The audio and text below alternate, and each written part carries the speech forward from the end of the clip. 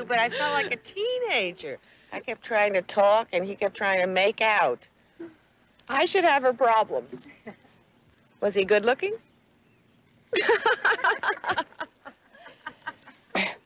Well, I think Nicky makes a very good point, Helen.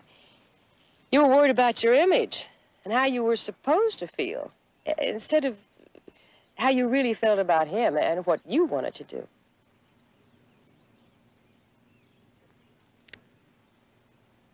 Tell me, Robert, what is it? Have I done something wrong? Ruth, nothing is wrong. Then why are you avoiding me? I've been very busy, as I am right now, so we'll discuss it later. Okay?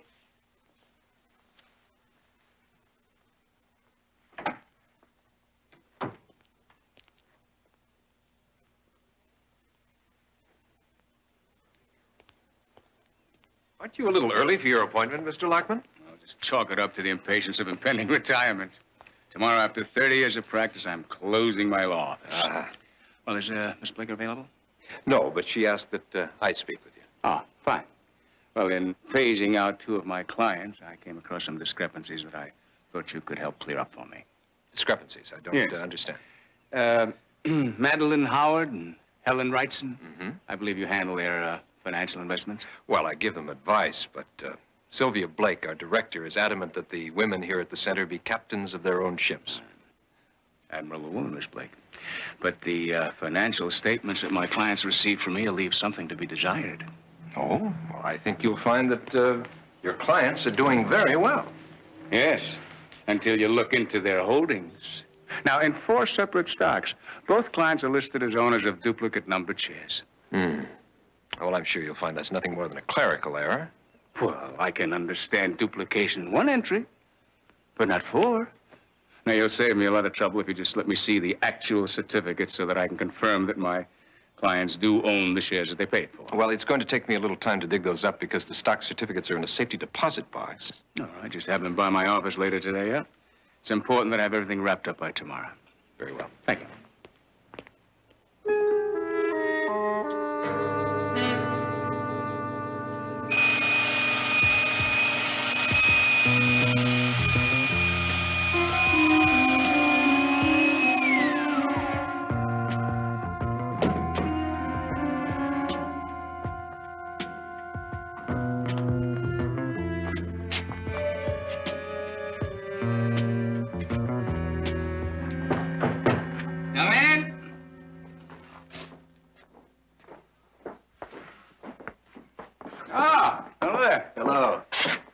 There's nobody here to let you in at this hour.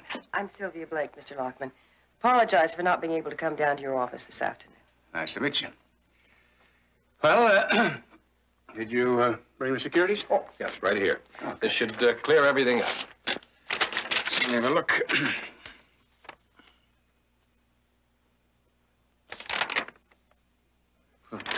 This is just a list. I mean, this is no better than the one I have in my den. I need proof, Mr. Travis. Don't you understand that I have to see the actual securities? But Robert assured me that with a short I'm amount sure of time... that it's just going to take me a few days to get my hands on the certificates themselves. I don't know about Miss Blake, but there's no point in continuing the charade for me, Mr. Travis. Charade? Well, when you didn't show this afternoon, I tried to clear the situation up alone. I called the various companies, and there's no sales record of anything to either of my clients.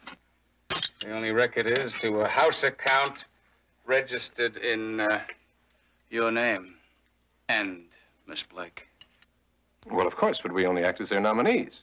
It's a perfectly normal business procedure. Well, you better explain it to the district attorney, because I'm turning everything over to him in the morning. Now, I believe we've said everything. Mr. Lockman, as sophisticated men, we should be able to find a way that will avoid unnecessary unpleasantness.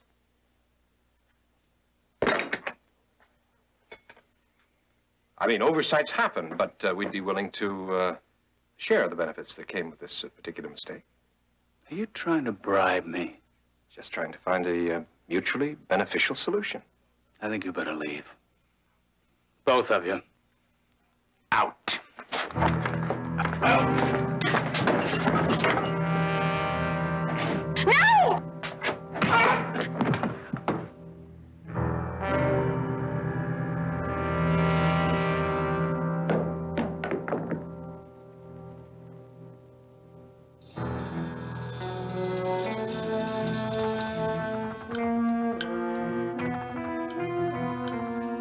Robert, he's dead. I didn't mean to kill him. There was nothing else I could do. I mean, he would have ruined everything we worked for. What do we do now? Yeah, you get us financial statements out of the den. I'll take care of everything here. We'll move!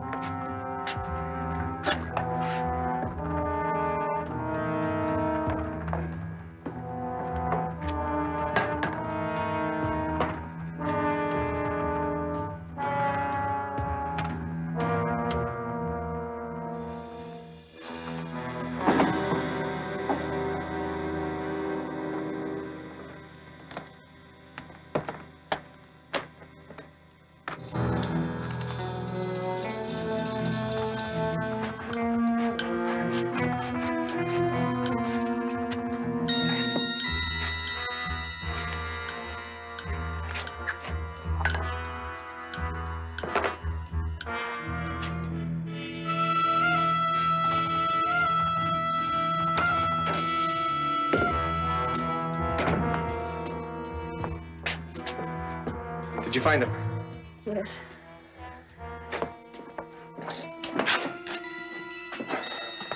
What are you doing?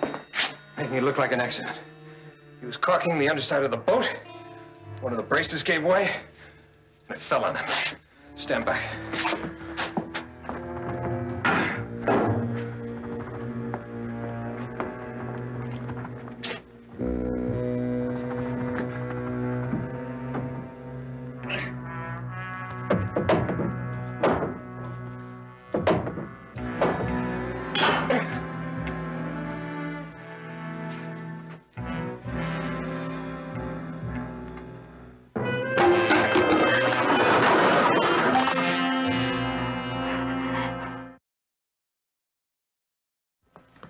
Your father must have loved boats. We used to sail every chance we could. Please, Mr. Jones, will you help me? Rita, I don't know if I can. From the look of things, I'm inclined to go along with the police report. It was an accident. Your father was under the boat working. He tried to move some of the shoring, and the boat fell on him. But it didn't happen that way. There wasn't any reason for Daddy to be under the boat. He'd already finished the rough sanding, and I was going to do the caulking. Daddy couldn't. He couldn't? Why not? He was allergic to the caulking material. He broke out in hives bigger than tomatoes every time he tried to caulk the boat. Well, now, you know, there's nothing that upsets my stomach more than dill pickles. Yet put me down next to a hot pastrami sandwich, and I still reach for the pickle. Daddy was hospitalized last year. They warned him another allergic attack could be fatal. From what you told me about your father, he didn't sound like the kind of a man who would ignore that kind of medical advice. Then will you investigate his murder, Mr. Jones? I'm not ready to call it a murder. But there is a question here that ought to be looked into.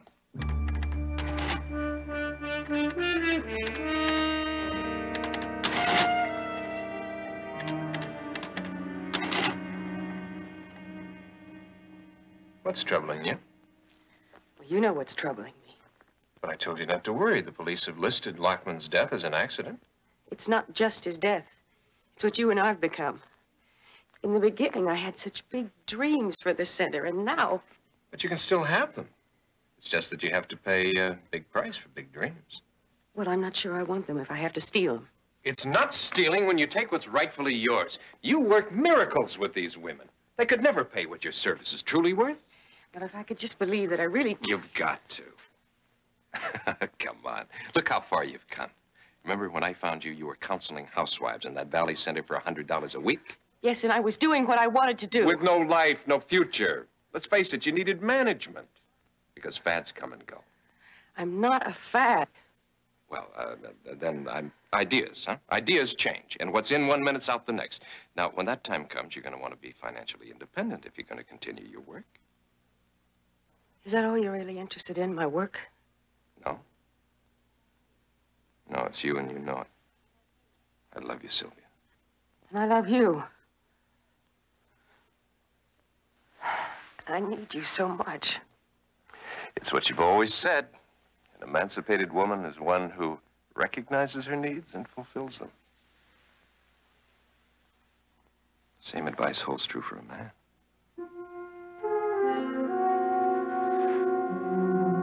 Thank you.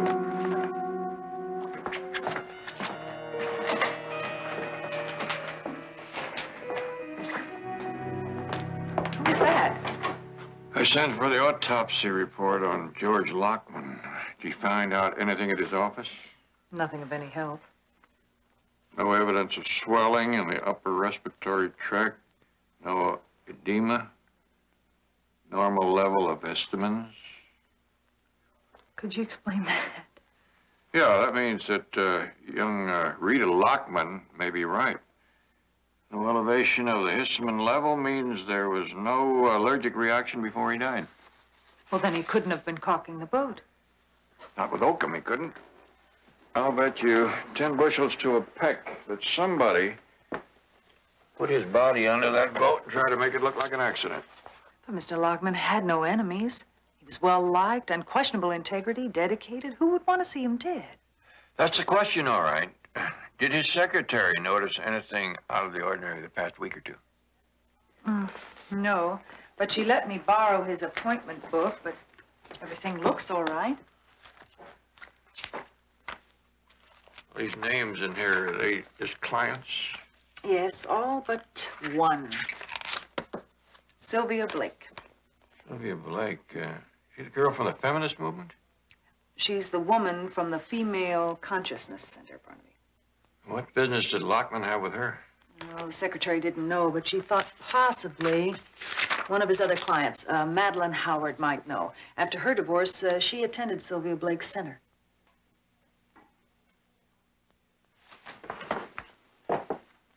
Listen, if you're headed out to the center, be careful. Sylvia Blake may just brainwash you. It's too late. Mrs. Jones beat her to it 30 years ago. I've been investigating the death of an attorney, Mr. George Lockman.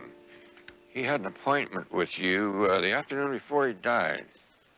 An appointment? I'm afraid I've never met him, Mr. Lockman. Funny. Wonder why he'd have your name in his appointment book.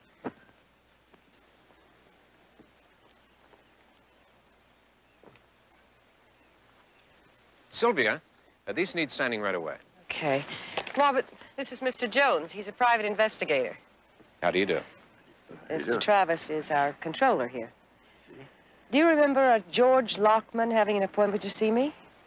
Lockman. Friday. Right. Yes, he called, but he never showed up. Did he say why he wanted to see Miss Blake? No, he didn't. Why don't you ask him? I'm afraid that's going to be impossible. Mr. Lockman is dead. I was hired to look into that. Some mystery? No, but police had it listed as an accident, and sometimes it pays to check into those things. Well, it's been a pleasure meeting you, Ms. Blake. Keep up the good work. Thank you for your time.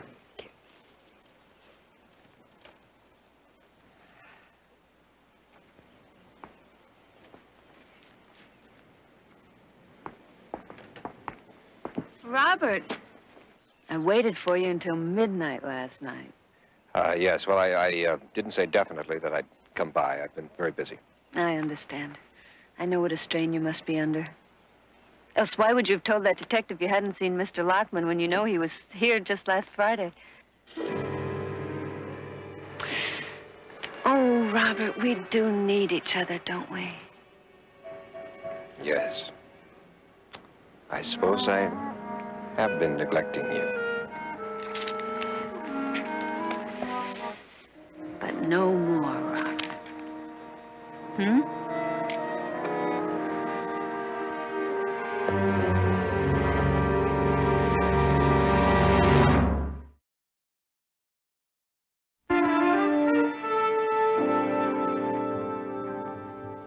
Everyone predicted an out-and-out disaster when I opened this restaurant. Thank you. I'll serve it. I don't know what I'd have done without Sylvia and Mr. Travis. Mr. Travis, he is the controller at the center? Financial wizard, that's what he is. And he helped you with your finances? Help?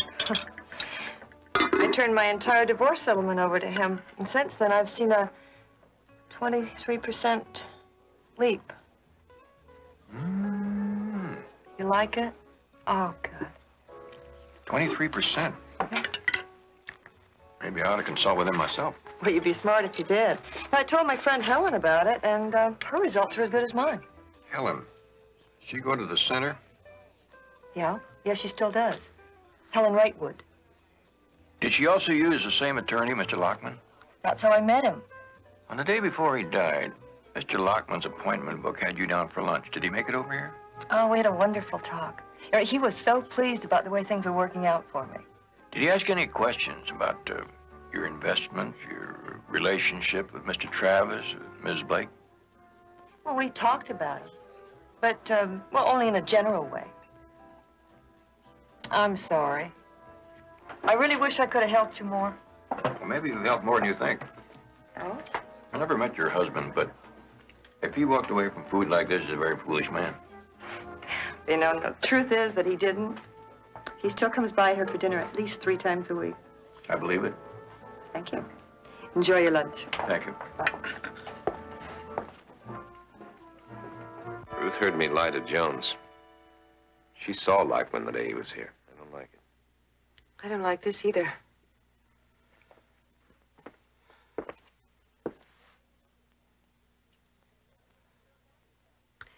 I checked Mr. Jones out in town. He's good. Has a reputation of being a bulldog. Never lets up. Madeline's quite a cook, isn't she? I haven't tasted stew like that since my grandmother used to let the pot simmer all day over a hardwood fire. We both owe Sylvia a lot. You should have seen the shape we were in when we got here. You planning to stay here much longer? Oh, I'm coming down the stretch. Have to get a little more nerve to face the outside world again. But Sylvia's taking care of that. Well, I understand Mr. Travis is taking care of your finances. You should see my last statement. I'd like to. That is, if it isn't too personal. Why not? I'm sure you wouldn't mind. What for? Not that I mind, of course. Well, Ms. Wrightwood said she didn't mind. I'm just wondering why you wanted to see her financial statement, that's all. Well, I think I may have found the reason why Mr. Lockman intended to see you that day. Thank you. He had a talk with both his clients, Ms. Wrightwood and Ms. Howard, about their investments. Well, they could have shown him their own copies. Perhaps that's what happened. He saw their copies and decided not to come all the way out here. It's very impressive. You're quite a money manager, Mr. Travis. Well, we're all very grateful to Robert. Financial success helps a woman have much more confidence. It doesn't hurt a man's confidence either. Well, you know this area. Is any place out here Mr. Lockman may have decided to visit on the day he intended to see you? I don't know. Why do you ask? Well, there's a filling station down the way here that has a credit card receipt for some gas that he bought on that day, and I was just wondering where he went. It depends upon what he liked. There's hiking, boating, lots of scenery to look at. Well, I had the impression that Mr. Lockman intended to view the scenery from the deck of his boat. Now, you'd think he'd hurry and finish his business so he could get to it, wouldn't you?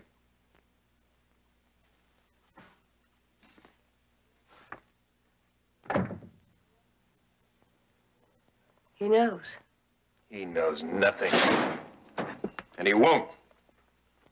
As long as we can keep him away from Ruth. And just how long do you think you can handle her? I don't know. She said it nicely, but it still comes out blackmail. And there's only one way to handle that. No. Shh. Trust me. Trust me. Ruth's made it easy for us. It's all set up. Where? And how?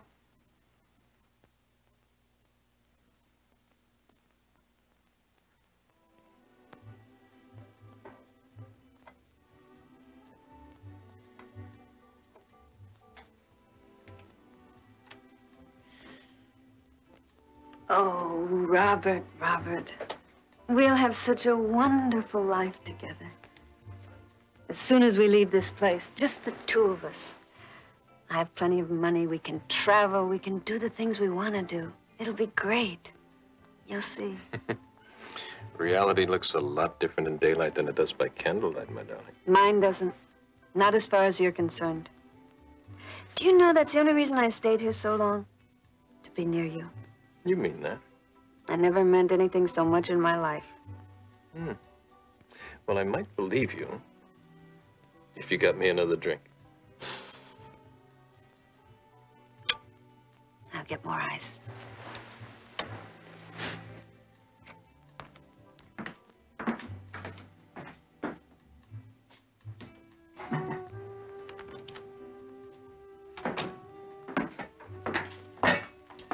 Who's out there?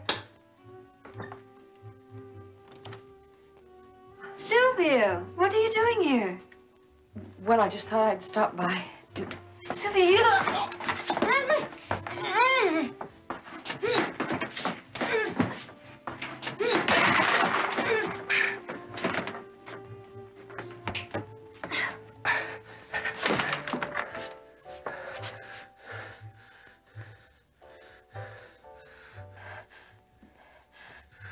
Get our things together. There's still a lot we have to do. Come on, move!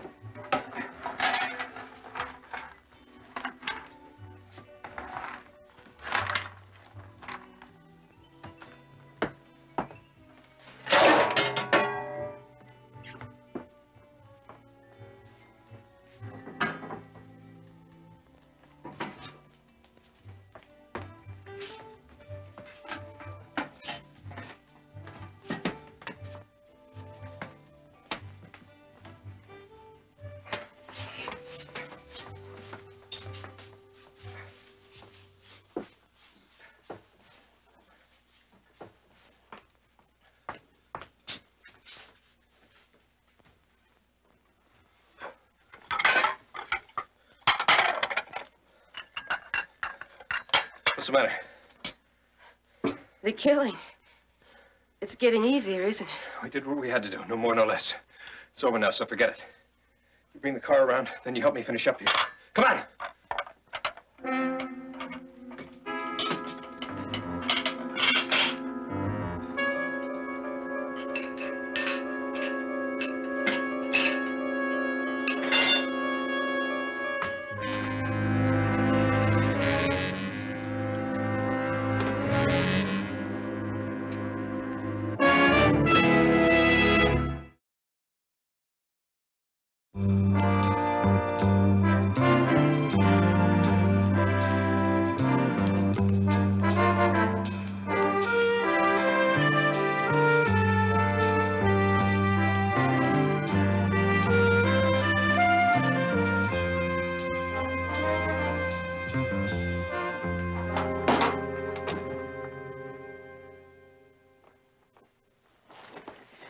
Well, they weren't at the office. Are you sure? His secretary distinctly remembers putting both of the women's financial statements into his briefcase before he left. But they're not here. Then there's only one answer. Someone stole them. I'd like to keep a few more options open for a moment. You remind me so much of Daddy. Everything by the numbers. Things add up better that way. And what does this add up to? I don't have a total yet. But I figured that whoever it was that was with your father when he died didn't subtract enough evidence to keep us from finding him.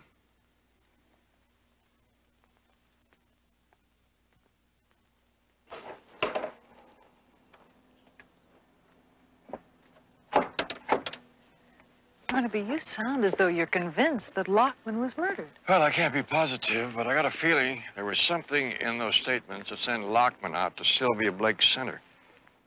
I still can't believe that Sylvia Blake is involved. Well, I could probably prove it to you if I knew what they were up to. But without those original statements, I'm in the dark, and there's no way for me to get a look at them. Right. For you, there isn't. Meaning? Oh, just that I've always wanted to take some courses out at Sylvia Blake's. Forget it, Betty. Barnaby, they don't know me out there. No, it won't work. Besides, it's too dangerous. If they kill Lockman, they wouldn't hesitate to kill again if they had to. It's the only way. So I'm the only person who can get those files for you. No, Betty. Barnaby. Absolutely no.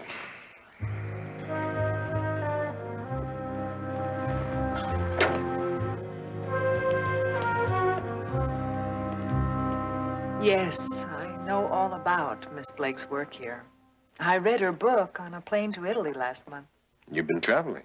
For a while, after my husband's death.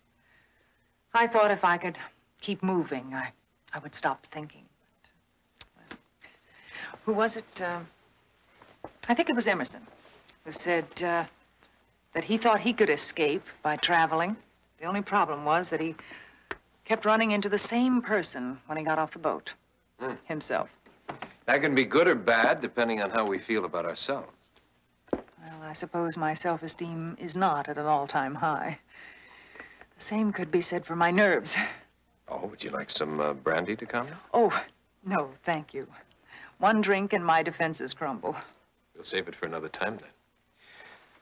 Oh, Miss Blake. Ms. Enright is recently widowed, and she's interested in attending the center. Well, tell me, Miss Enright. Oh, please. Betty? Sylvia. I overheard you telling Robert about your defenses. Is this some personal kind of NATO? Oh, you might call it that. I'm afraid I've kept my feelings locked in an emotional straitjacket. Well, that's not very unusual after a loss like yours. Well, to be perfectly honest, it was happening while my husband was still alive. Poor Freddie thought money was the answer to everything. He had made a fortune by the time he was 30, and another by the time he was 40, and 45, a heart attack. And you didn't have anyone to turn to after he died? We're both orphans. I wonder if that was Fred's problem. I know it's still mine. Any children? Never were on the agenda. Sylvia, I'm lost. And I feel the answer is here with you in the center. Well, it's just that we're very crowded right now. Why don't we see if something can't be done? If it's a question of money, I'll pay anything. Suppose we call you. All right. My number's on the application form. Please, try to find a place for me. Thank you. Is that made in heaven? A widow, a fortune, no heirs or relatives, and you let her on just right. I wasn't leading her on. I just felt sorry for her.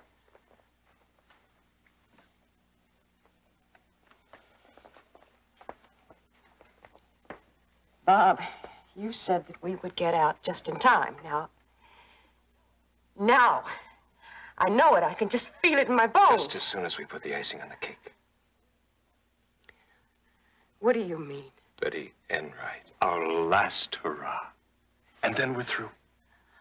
I promise.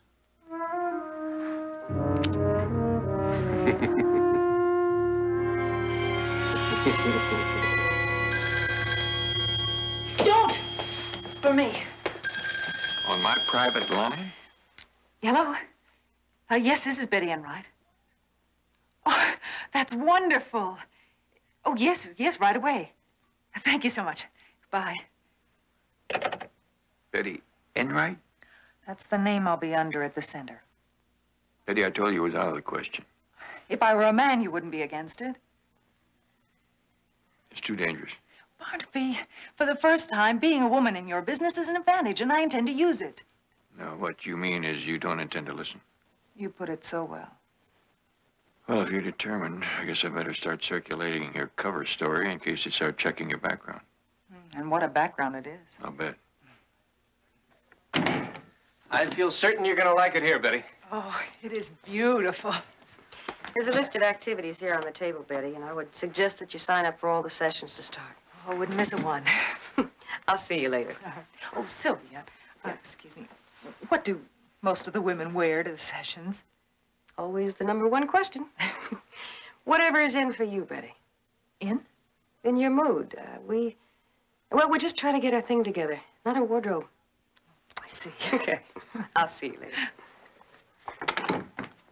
Oh, hi, Sylvia. Ruth at home?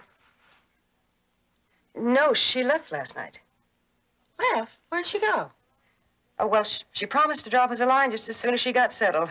If that's impossible, she didn't even say goodbye. Well, it was just spontaneous, Helen. She apparently wanted just to break the cord, you know, and go back out in the world again. Without her sample? I don't believe it. That's the coat that she was talking about. She asked me to send it on to her just as soon as she sends us her address. Sylvia, you've got a session and I've got a stockbroker. Settle in. See you later. Thanks for everything.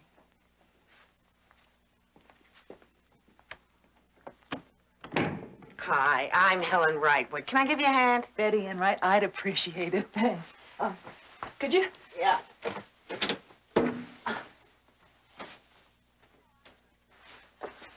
You know, I don't understand it. Ruth wouldn't just pick up and go like that. Well, perhaps the center changed her more than you knew. After all, their aim is to build self-confidence. But based on mature behavior, not running away in the middle of the night. Oh, listen, let's leave this. Maybe your friend left behind a cool drink for us, And another thing, she has night blindness. She hates driving at night. Now, what could be so important that she couldn't wait until morning? I don't know. Oh, well, there could have been, you know, any number of different... Helen, look. It's a stone from Ruth's ring. Are you sure? It's her pride and joy. She calls it her emancipation gift to herself. Well, there must be some explanation. Betty, something's wrong. She confided just about everything to me. She was having an affair with Travis. Now, if they had a fight, that would explain her leaving in such a hurry. But it doesn't explain this.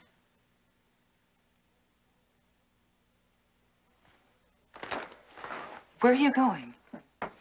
To find Sylvia and get some answers. Helen, if something is wrong, remember, Sylvia and Mr. Travis told you that she left. Don't you think that we'd have a better chance of getting to the truth if you kept your suspicions to yourself for now and until we find out more about Ruth's disappearance?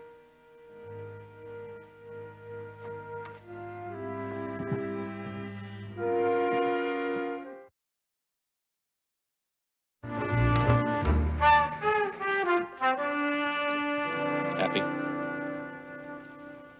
I don't know. I know I'm not sad anymore. I'd like to think that I had something to do with that. Something. You're the first man I've related to since Fred died. Are you always this frank?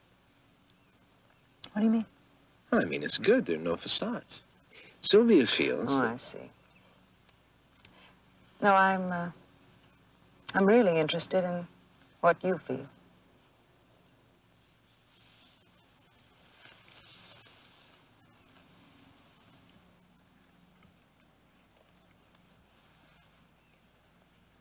I didn't offend you. Oh, you just shook me up a bit. Right down to my bootstraps. Robert, please, I'm getting confused. Is that bad? No. It's the nicest feeling I've had in a long time.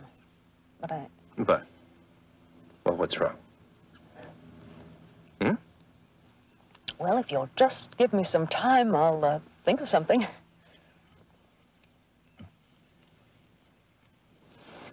All right. I tell you what.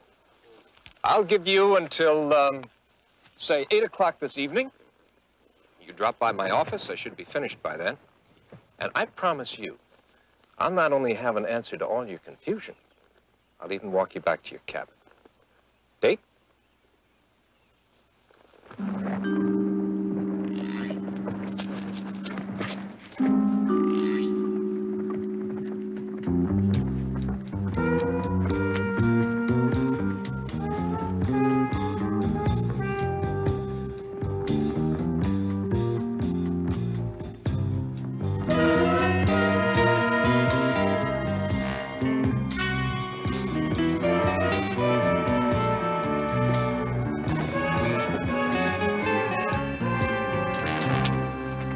You're 10 minutes late. 5 more minutes and I'd have come in after you.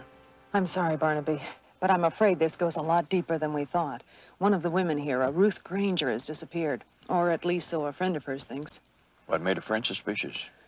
Well, Ruth left behind a diamond as big as an egg. I'm sure she wouldn't have left without it. And yet Travis and Sylvia say that she left on her own. Okay, I can check that out. But I'm taking you out of here. Travis is beginning to check you out like the prize heifer at a county fair. He tried that in person, too. But Barnaby, I can't leave now. I'm so close. He's invited me to his office this evening. Betty, if the Granger woman is missing, that makes 2 people who may be dead. Please, Barnaby, don't make me leave. I know I can get those files. And without them, it's just so much circumstantial You don't have to explain to me the rules of evidence. What time does Travis expect you? 8 o'clock. Are you going to let me do it? Yeah, but not alone. I'll drop by at 5 minutes after 8. I'll try to occupy Travis's attention while you go through the files. If he doesn't go for it, you fold your tent and beat it back to your cabin, you hear? Yes, sir. No matter what happens, I want you back in your cabin by 8:15. I'm taking you out of here, files or no files, you hear? Message received and recorded, sir. And Betty, be careful. You're beginning to sound like me.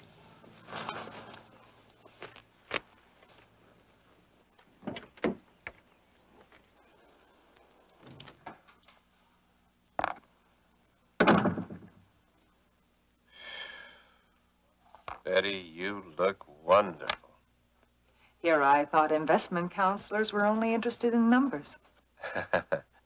Not always. But there will be one happy woman tomorrow when she gets a look at this statement. I heard the women say that you're a financial wizard. I don't know about that, but the numbers in these portfolios all seem to be going in the right direction. But I don't want to bore you with talk about money. Oh, it's not boring. Frankly, I don't know the first thing about finances, except I write a check and get what I want. I'm afraid I keep my finances in a bit of a scramble. Uh-huh. Well, first thing tomorrow, I'll see if I can't reorganize things for you. And tonight? Well, for starters, there's a spot overlooking the lake I'd like you to see. Mr. Jones, I'm afraid it's a little late. You'll just take a minute, Ms. Blake. I just want to speak with Mr. Travis. Excuse me. Mr. Travis isn't available right now. I'm sorry, Ms. Blake, but it's very urgent that I talk with Mr. Travis right away. I told you, Mr. Jones, this is my center. Whatever you have to say, you can say to me, or else you can wait until tomorrow and make an appointment. No, ma'am. There are some things that can only be said man to man. Betty, I have to speak to someone. Oh, I understand. It's all right. No, it isn't. Won't take long. I'll come to your cabin. I'll be waiting.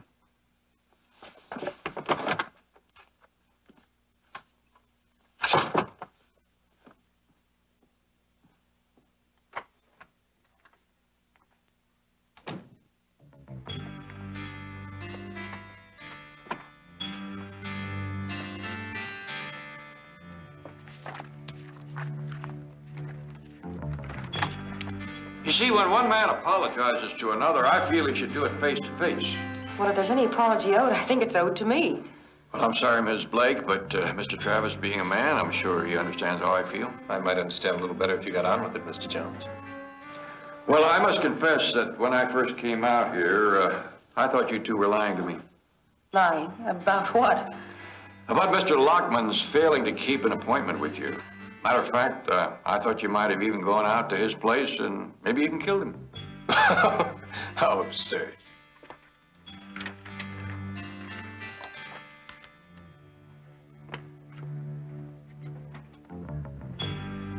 When the coroner's report on Mr. Lockman failed to indicate any immediate allergic reaction, you can see why I thought that the accident had been staged. Well, perhaps so, but why would you think Bob and I would have been involved? Well, that's rather embarrassing. No good detective ever likes to be caught jumping to conclusions. What conclusions? The money that Mr. Lockman's clients turned over to you. Now, I'll admit that I'm always too quick to seize on greed as a motive.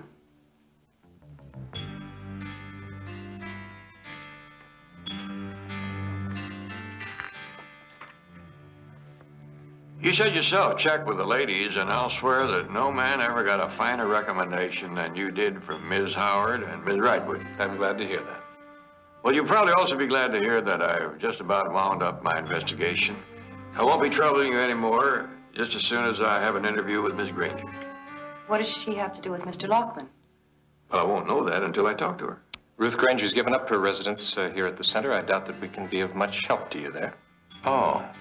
Well, knowing women, as I do, and their unpredictability, it's likely she could be in Tallahassee or Timbuktu by now. Well, thank you for your time. And once again, my apologies. Pompous, archaic, chauvinistic, antique. Don't believe a word of it. What? That was no apology you just heard. He was conning us. But he just said... I know what he said. The question is why. What's he up to?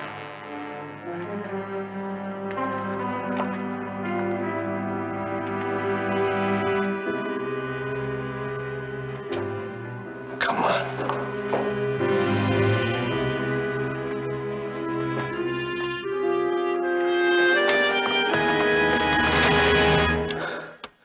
Sure. She knew exactly what she was looking for. You work for Jones, don't you?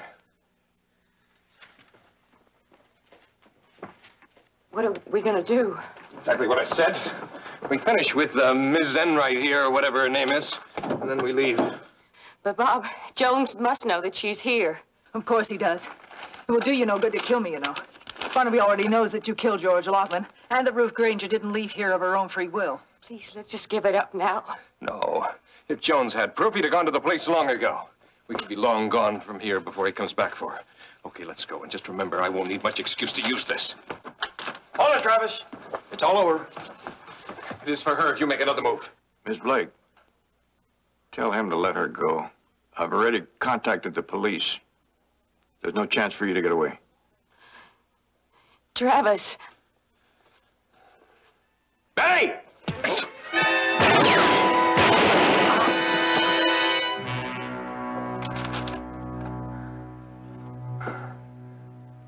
I've never been so happy to see anybody in my whole life. You were supposed to be back in your cabin by 8:15.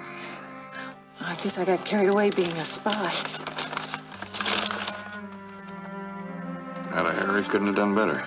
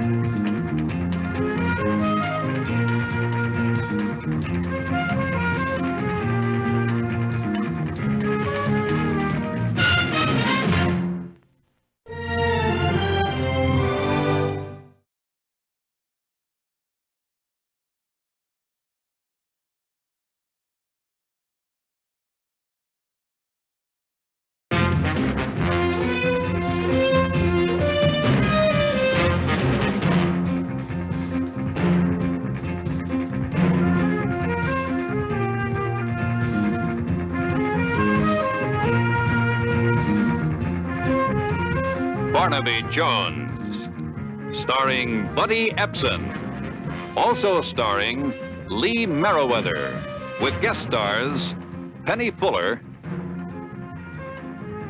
Michael Callan, Wayne Tippett,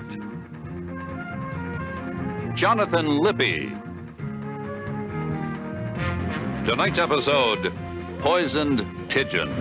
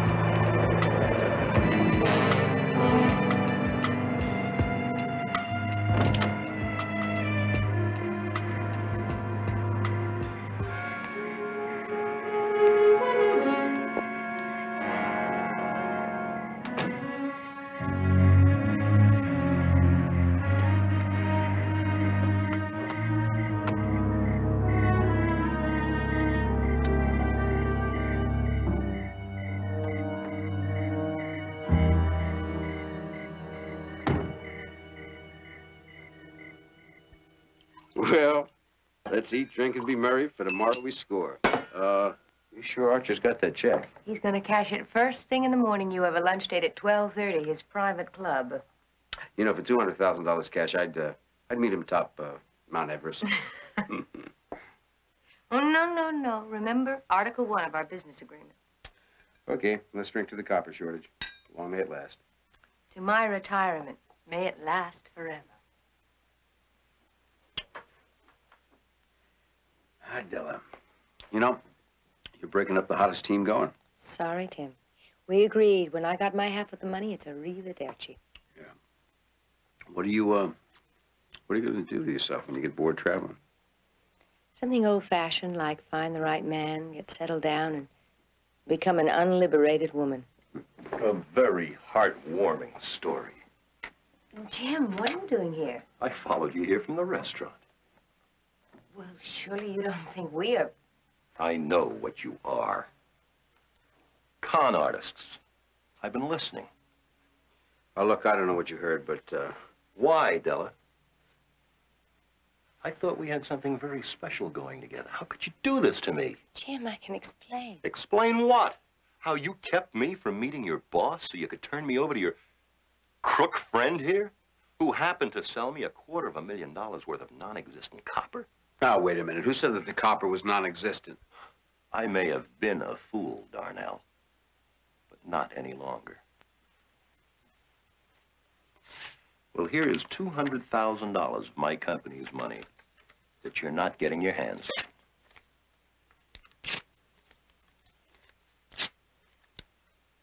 I'll let the police worry about getting my down payment back. Okay, you want to use the phone? Go ahead. Call the police. Just, don't get upset when we sue for false arrest. Oh, yes, that can be very expensive, Jim.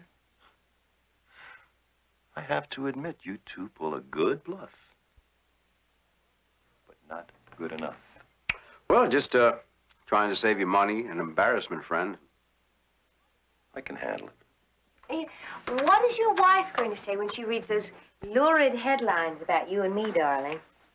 Oh, yeah, I'm sure that the newspapers, be glad to pick up on a story like that, huh? And after all, your wife is your meal ticket, isn't that right? I can handle my wife. After you two are in jail. Okay, you can put the phone down, Mr. Archer. You want your down payment back? You got it. $50,000. I got it right here on the desk. Hold it, Darnell. I'm making the phone call. Come on, will you put the phone down? I'm just trying to square things.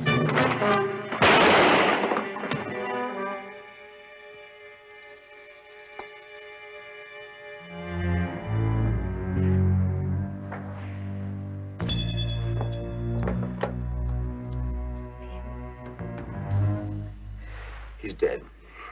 We gotta get out of here now. Oh, look, hold it a minute. Will you just let me We think? can't con our way out of murder. Look, We blew most of the 50,000 just trying to set this thing up. Now, if we let the air out now, we got nothing. He's dead. That's no time to worry about money. Don't panic on me. Don't panic on me. Look, we can still save this setup. You still got the other Mark, Wade Swanson? Yes, but what do we do with the dead man in the meantime? Yeah, we can make it look like he split town with company funds and one of his chicks, because everybody knows that he fools around. You want your Roman holiday, you're gonna have to stick with me. One more time. That's the latest photograph I have of him. Thank you. This is a very small car, or is your... He's that tall. 6'4", and he weighs 230 pounds. You say your husband has been missing for 2 weeks, Mrs. Archer? Mm-hmm. When he didn't show up, someone had to take over. I guess I'm a little out of touch with running the business. And your husband ran the business up to now, is that it? Mm-hmm. Ever since my parents died. Before that, he was plant superintendent. Everyone said he was after my money, but he was just too stubborn to listen. What did the police say about your husband disappearing? I haven't spoken to the police. I don't consider my husband a missing person. How do you consider him? He's gone off with another woman, Mr. Jones. He used his credit card to buy 2 one-way tickets to Honolulu. What makes you so sure he took along a female companion? Jim's a philanderer, Mr. Jones. Lipstick on collars, late hours, tangled alibis, you name it. Well, finding errand husbands isn't exactly my line of work. Well, there's more to it, Barnaby. This errand husband took $250,000 in company funds with him. Here's a canceled check for $50,000. Signed and endorsed by my husband. What happened to the other 200,000? Well, that check hasn't surfaced yet. But according to the accountant's records, it was also made out to Jim. You did issue a stop payment order. I most certainly did. I don't know why he's done this. I think I've always been a good wife. Anything that Jim ever wanted, he could have just for the asking. Will you help me, Mr. Jones? Depends on what you want. Your husband or the money? My husband. You know, in spite of all of this, I still love him. Is it the wrong thing to say? No, Mrs. Archer, I think that was the right thing to say. Betty knows I'm a sucker for a love story. I'll see what I can do. Thank you, Mr. Jones.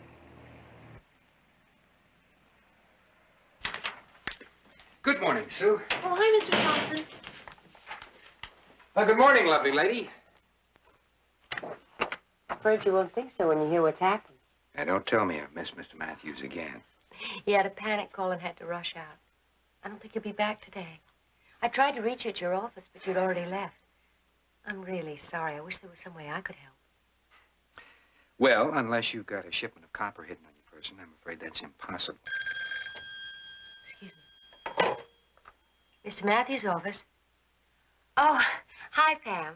Listen, I have a very important customer here, so I'm going to put you on hold, okay?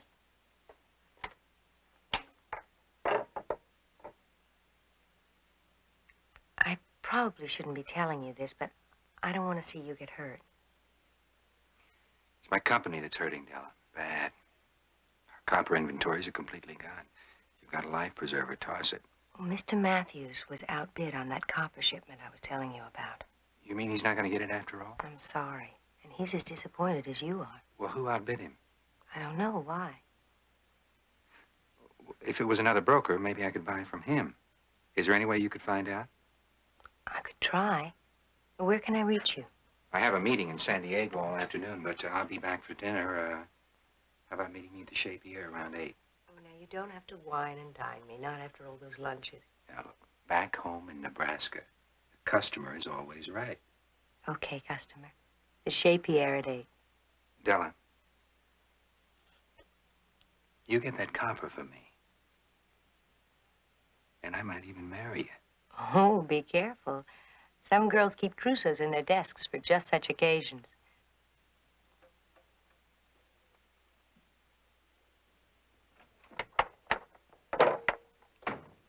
Sorry to keep you hanging, but I had Wade Swanson here. Yes, so I gathered. How'd it go? You took the hook all the way. Well, you keep the tempo moving, baby. Sooner it's finished, the sooner you become a lady of leisure. Don't push. Everything is under control, so just don't push.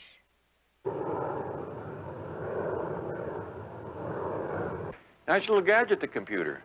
But I doubt if they'll replace us humans until they find out about coffee breaks or laughing at the boss's jokes. Well, there are no laughs in this one. But we do have confirmation that a Mr. and Mrs. James P. Archer did purchase one-way tickets to Honolulu on that date. Mind asking it if Mr. Archer booked connecting flights to one of the outlying islands or points beyond? Not at all. You were right, Barnaby. Mr. Archer's car has been missing since the night he disappeared. It's not at his home or his business. Mrs. Archer gave me a description of the car and the license plate number. Well, maybe it's still here in the parking lot. Take a look around. Well, even if you do find it, I mean, what would it tell you? I don't know. But you have to keep sniffing around till something makes you sneeze. Sorry, but there's no record of the Archers even boarding their original flight here in Los Angeles. You mean they weren't on the plane at all? I queried the computer twice to make sure. They never boarded. Well, thank you very much. They could have boarded another flight, different airline. Why don't you check into that, Betty? I'll go poke around the parking lot. All right. Well, I hope you find something to make you sneeze. I'll settle for one little gesundheit.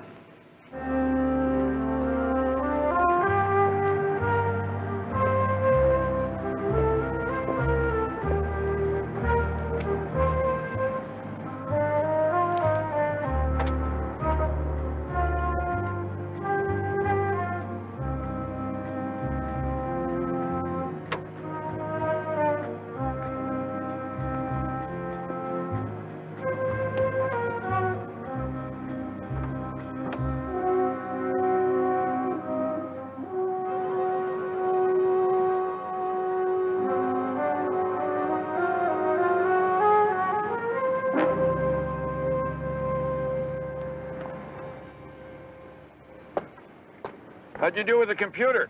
Well, Archer's name doesn't appear on any Honolulu manifest for the past 2 weeks. Man buys tickets to Honolulu, doesn't board the plane, yet he leaves his car here. Why? Throw his wife off the trail? I might buy that if it weren't for one thing. His wife says he's a very big man. 6'4", 230 pounds. That's bigger than I am. Yeah, when I tried to get in there a little while ago, the seats were pushed so far forward, I had trouble getting behind the wheel. Which means someone a lot smaller than Archer drove the car, parked it here. The girlfriend? I have a hunch if we find her, might answer a much bigger question. Why? The trouble with this business, there are always more questions than answers. Well, the answers are there, Betty, but it's like eating French food. You have to dig down through the sauce to get to the meat.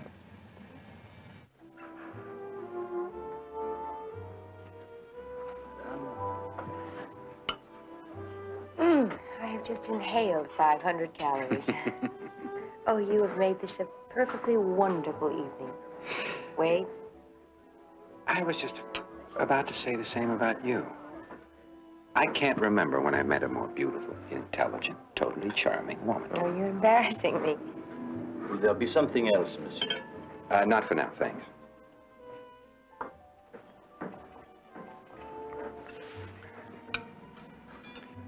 What would you like, Della? Oh, I have more than enough, thank you. No, gift. Something to repay you for setting up that meeting with Tim Darnell. I'm being repaid right now. This is the closest thing to a real date I've had since... Since when? Well, truthfully, since I lost my husband 8 months ago. I'm very sorry, Della. Those aren't empty words. I lost my wife 2 years ago. I know what you're feeling. And you do know, don't you? I also know life goes on. You make it sound so simple. I can prove to you how simple it is. If you'll let me. I'd like that, Wade. I really would. Miss Madison? Yes? Telephone. You can take it up front. Excuse me. If it's a man, hang up and hurry back.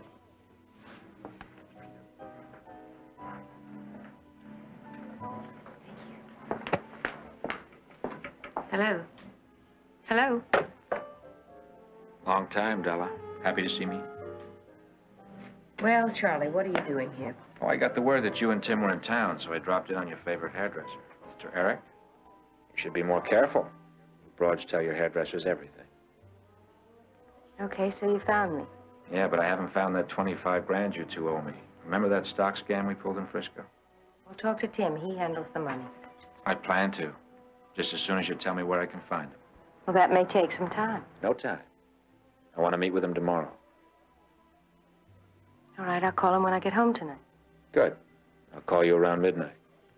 You set it up. I just might decide to change that pretty little face. You finished? Sure. Just remember that Mark you're working on inside, he might not be too interested in what you have to say, honey. If you're talking through a mouthful of wire.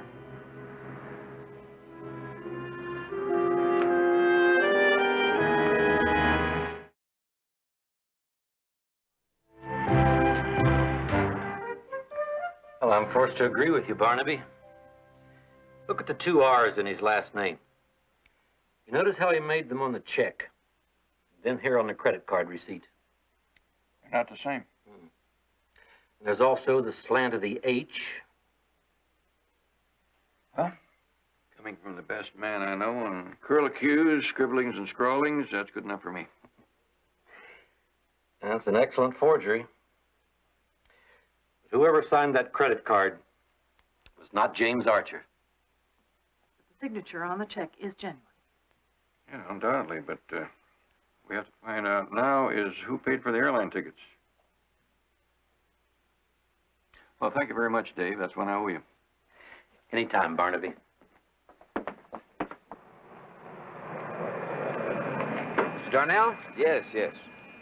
Wade Swanson. How you doing, Wade? Come on in. I certainly appreciate you taking the time to see me, Mr. Darnell. No, no. Hey, call me Tim, will you? Listen, I'm afraid I'm not going to be able to help you. Well, Miss Madison said that you got some copper. Yes, yeah, I know that I had some copper for sale. Well, that's not quite true. Have a seat, will you? Right, thanks. A little coffee?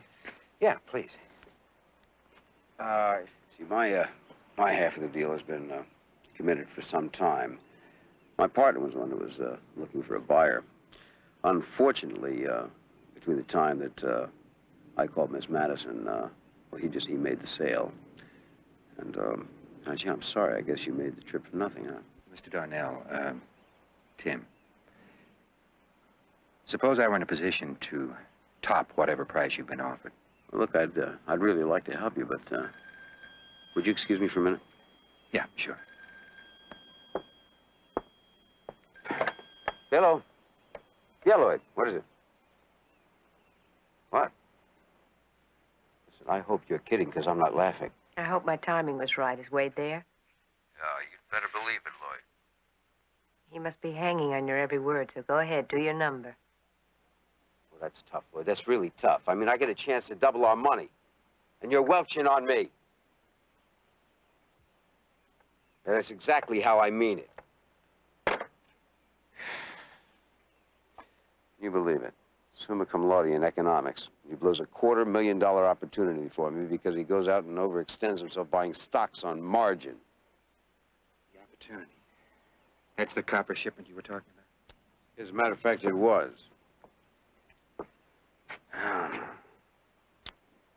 That shipment's going to arrive in less than 3 days. I have to find a way to cover Lloyd's half of the contract. Well, look, if he can't handle it, how about letting me take his end? That's a rather large end you're talking about. $250,000. That's a lot of money to raise in less than 48 hours. And it has to be a cash transaction. My company's got the money. I don't say that unless you're really positive, because I have other clients that can handle it. No, I need that copper. It'll take some doing, but I can get the cash.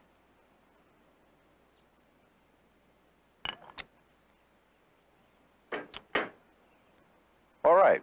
I'll give Lloyd a call, and I'll see if I can get him to transfer his part of the contract over to you. It may cost you an extra 10% for him. That won't be a problem if I get that copper. You just call him back. I better get moving. I have a few bankers to talk to. All right, Wade. Listen, I like your style. Chances are this could be start of a very profitable partnership. I'll be in touch by the end of the day. Okay.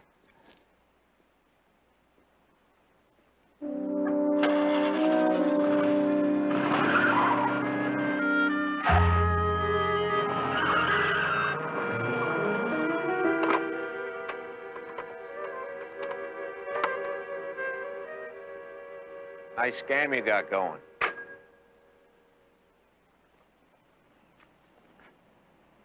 Very nice. How you doing, Charlie? Della said you weren't coming by until tonight. Well, I don't take chances anymore after that disappearance act in Frisco. There's my 25,000. Just made arrangements for it. I want my money now. You understand? Understand? Charlie, come on. I don't have it. I don't have the money now. Give me a few days. As soon as the new mark pays off, you'll get yours. God is my witness. Stop dropping names. Come on, man. I don't have the money. Well, beg it, borrow it, steal it, baby. But if I don't leave here with my money, you leave here in a pine box. So you remember. 10 o'clock.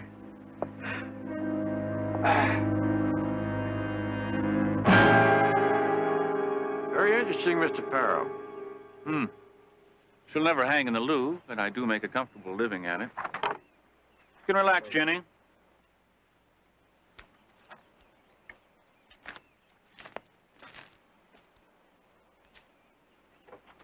It's a cover for one of those horrific pocketbooks. About Mr. Archer. Well, what can I tell you, Mr. Jones? Jim's my friend. Any idea where he may have taken off to? Maybe he pulled a gun. Could have happened. We met in art school. Maybe he decided to chuck it and go back to what he likes best. When's the last time you saw him? I ran into Jim about 3 weeks ago up the coast. A restaurant, Blue Dolphin. He did have a young lady with him. Young lady have a name? Della. He didn't mention a last name. What'd she look like? Mid-20s, about 5'5", reddish-brown hair. Terrific figure. An executive secretary, I think Jim said. Why don't you draw on this blank? Think you could sketch me a picture of the young lady?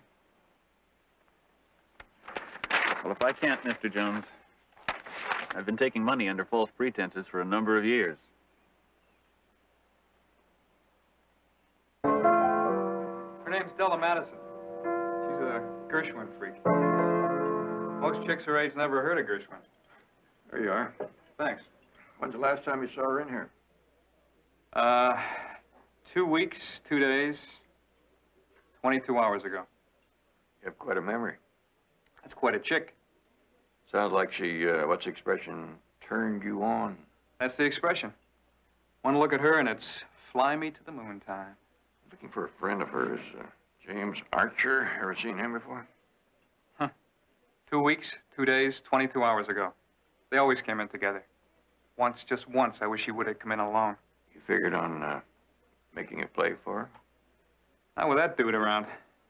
He's big enough to rattle King Kong off the Empire State Building.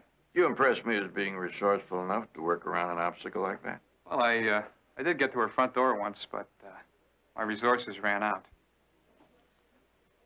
I'm very interested in hearing your front door story. Oh, there's not much to it. I stole her cigarette lighter one night, figuring she'd call back the next day and ask about it. She did. And you offered to drop it by her place? You got it. Now for the unhappy ending. Godzilla answered the door. How's your memory on addresses? Getting better. 126 Loma Vista, apartment 10.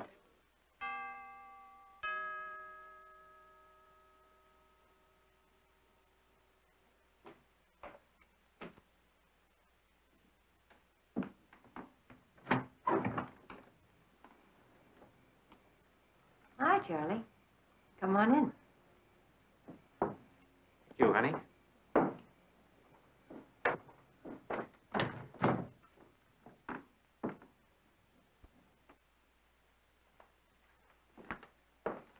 Where's Timmy?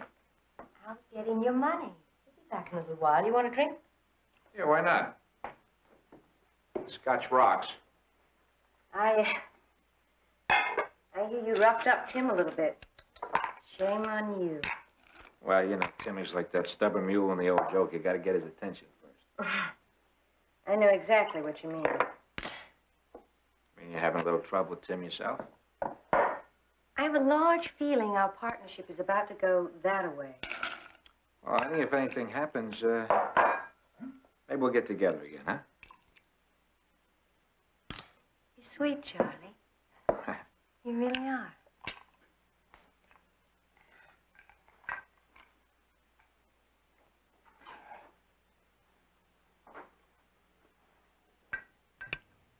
Come on, dance with me. Where'd Tim go to get the money? Oh, forget Tim. Come on, Charlie.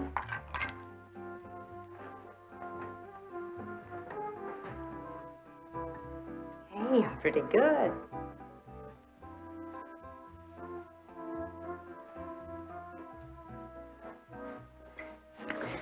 Oh, honey, don't get cute. Come on, give it back. Tim wants to have a few words with you first.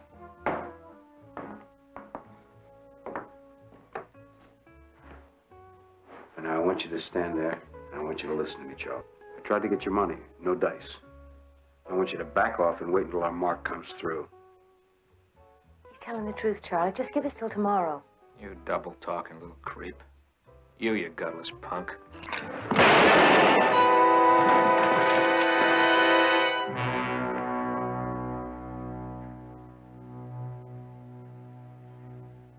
Phil, look, I didn't mean that. I only tried to scare him. What's happening to us? Look, they're always this, baby. I mean, we both knew that going in. All I know is it used to be small-time cons for kicks and rent money. Now it's... Don't blame me, Del. Don't blame me. No, it's only me for letting myself be a part of it. I didn't want this to happen any more than you did. I mean, you know that.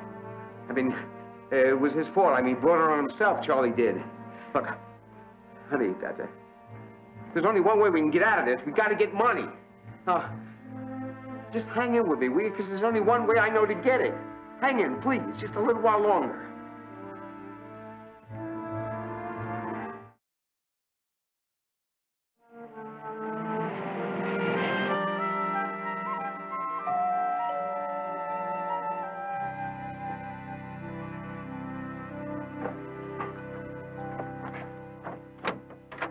Kelly Madison, I'm Barnaby Jones, private investigator. That chicken smells just like down home. Mind if I come in? If you don't mind, I am getting ready for a picnic. You just go on about your business. I just want to pop a few questions. Well, am I entitled to know what this is all about? Absolutely. I'm looking for a friend of yours, Mr. James P. Archer. Oh, there must be some mistake. I don't know any such person. Well, have you ever heard of a Sid Farrell? No, never. That's funny, because he certainly heard of you. Matter of fact, he drew a picture of you from memory. Or wash my mouth out with soap. I prefer to go back and start all over again.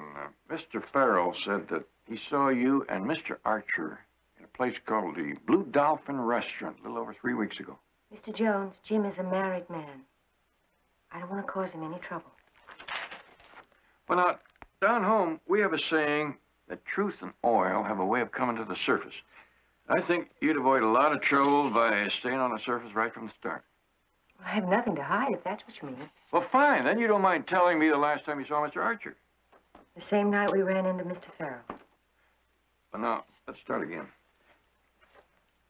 At the Blue Dolphin, there's a piano player who said that he saw you and Mr. Archer in the place a little over 2 weeks ago. As a matter of fact, it was the night that Mr. Archer disappeared. All right, Mr. Jones. Jim did take me to the Blue Dolphin that night. It seemed he'd found himself a new love goddess. I guess it was his way of letting me down easy. Any idea who this other woman was? No.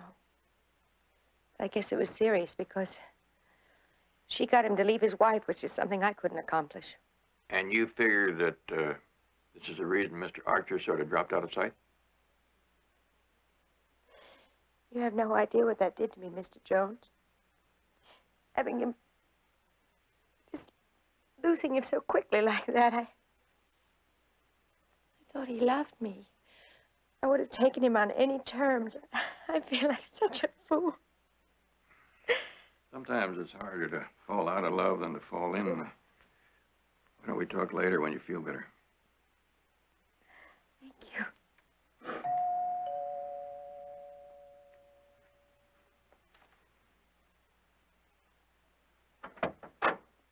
Hello, lovely lady. Ready? Wade, this is Mr. Jones. Barnaby Jones. I didn't get your last name? Swanson. Wade Swanson. You look familiar.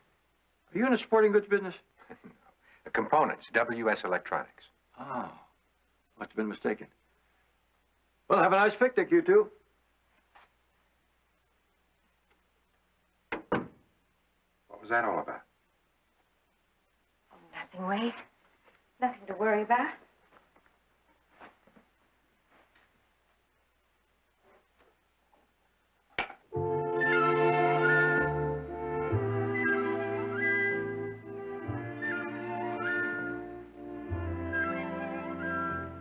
Wade, I'm sorry. It's just too soon for me. We don't know enough about each other. I couldn't care less. You would later, believe me. Okay. Everything up front, then. We tell all. Only I get to go first. No, let me begin. Because once you know... Della, please. I have to get something off my conscience before you start. It's very important. Wade. I lied to you. My company doesn't need copper. It needs money. With copper in short supply, I'd hope to sell it to speculators at a profit. What about the $200,000? I thought I could raise enough to cover the option, but turns out my creditors even have creditors. Afraid I bit off too large a bite. You mean you're broke? Not a sou. But they say a poor man's love is the strongest.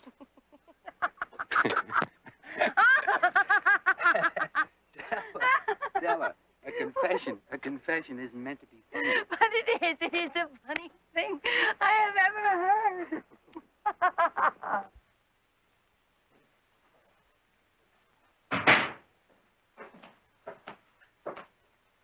Oh, I'm glad to see you back. I was about to put out an APB on you. Gee, I kind of wish you would. I might hit it lucky and get picked up by a handsome bachelor in blue. Well, did you find out where Della Madison worked? I even found out where she didn't work. Would you like to untangle that? Well, our credit source told me that she worked for Triangle Metal Imports. But by the time I got to Triangle, it was the noon hour. So you took the personnel director to lunch? No, he took me to lunch. That's what took so long. Well, where didn't she work? Well, it seems she got her job at Triangle through a letter of recommendation from a company, Allied Imports, way up in Spokane. So? Well, on my way back from lunch, I telephoned Allied. They did, at one time, have a Della Madison working for them. But she was 56 years old. That's not so old. Barnaby, that's not the point. I mean, that's not our Della Madison, right? So just when we're beginning to find out who Della Madison is, she turns out to be somebody else. You know any reason why Miss Madison didn't show up for work this morning? Well, Judy, that's my friend in personnel. She said that Della phoned in right after lunch and quit. Didn't even give a notice? None. I hate to sound like a catty female, but, well, it's just as well. Sounds like you two didn't get along too well. To get along with Della, you had to be a man, if you know what I mean. Is this one of the men that she got along with? All right, that's Mr. Archer. He's one of them. Mr. Archer come in on business? If you can call it that. The poor guy kept coming in here to see Mr. Matthews about buying some copper. You know, I don't think Della let him inside Mr. Matthews' door once. Maybe she was acting on instructions from her boss. My female intuition tells me that there was more to it than that. That's probably the world's greatest lie detector. You're cute. So are you. Thank you. Did any other customers get the same treatment from Miss Madison that Mr. Archer did? Well, there was Mr. Swanson. Oh, that's a shame. He's really a neat guy. Wade Swanson? Yeah, that's him. Well, thank you very much for the information. Okay. Now, if you will point me in the direction of the personnel office, I'd like to get a picture of Miss Madison. Okay, go out the door and turn right. You're welcome. Bye-bye. Bye.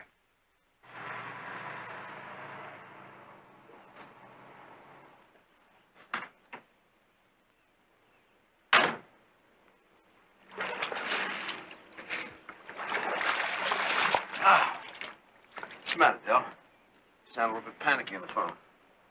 Well, it's Wade. He started asking questions. Well, did you ever see a mark who didn't get panicky? Last minute?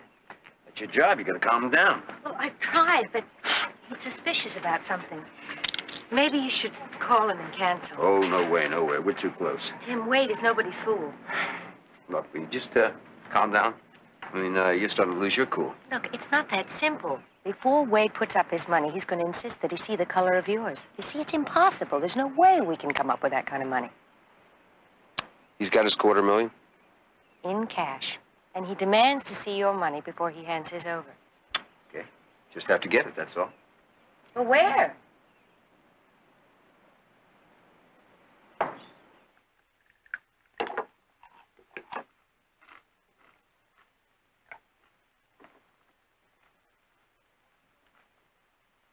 Why should I lend money to you, a con man? Because I'm the best there is. This is a sure thing, Mr. Alves. How much do you need? $250,000. Deposit the money in the bank tomorrow morning and withdraw $500,000 the same afternoon. I don't trust con men. There's no risk with me, Mr. Alves. I swear it. There's always a risk. That's why crumbs like you come to me. Then you don't pay up, I have to kill you. If you're dead, I can't collect the money. It's a vicious circle. Please, Mr. Alves. I've got to have that money. Jules, would you trust this con man?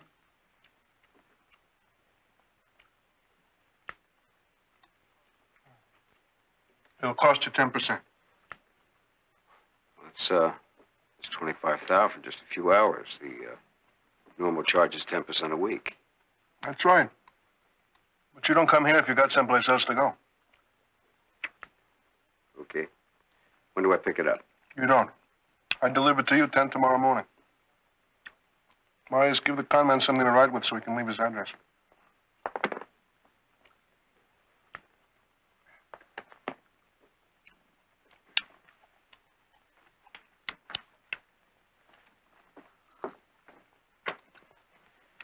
It's very good.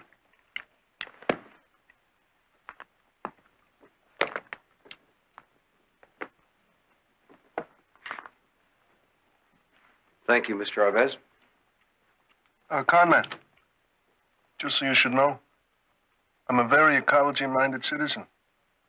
But if you default, that won't stop me from polluting the Pacific Ocean with your carcass.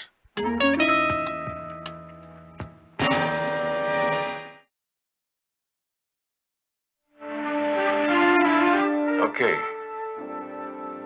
Thank you very much, Lieutenant. Oh, what did he say?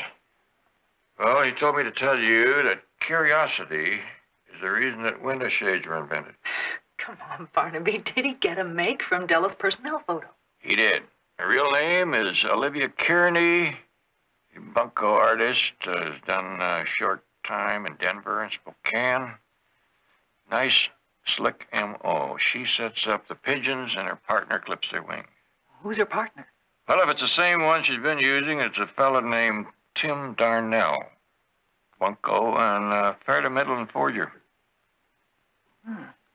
Well, that could account for the signature on Archer's credit card bill.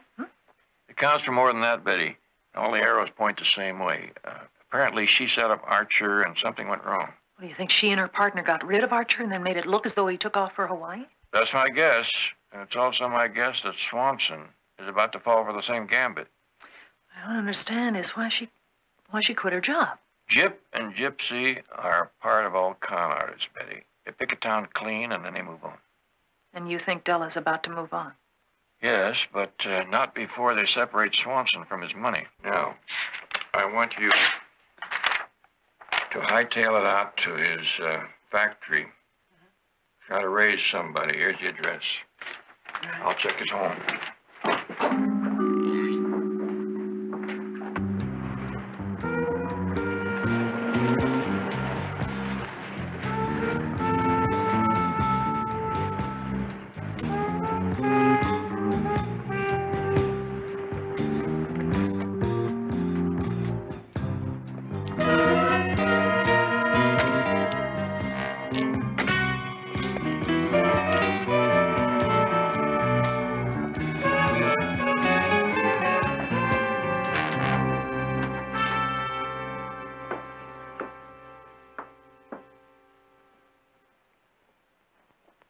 I'll expect it back not later than 4 this afternoon. With interest. No sweat, Mr. Alves. I never sweat, Conrad. I make other people sweat.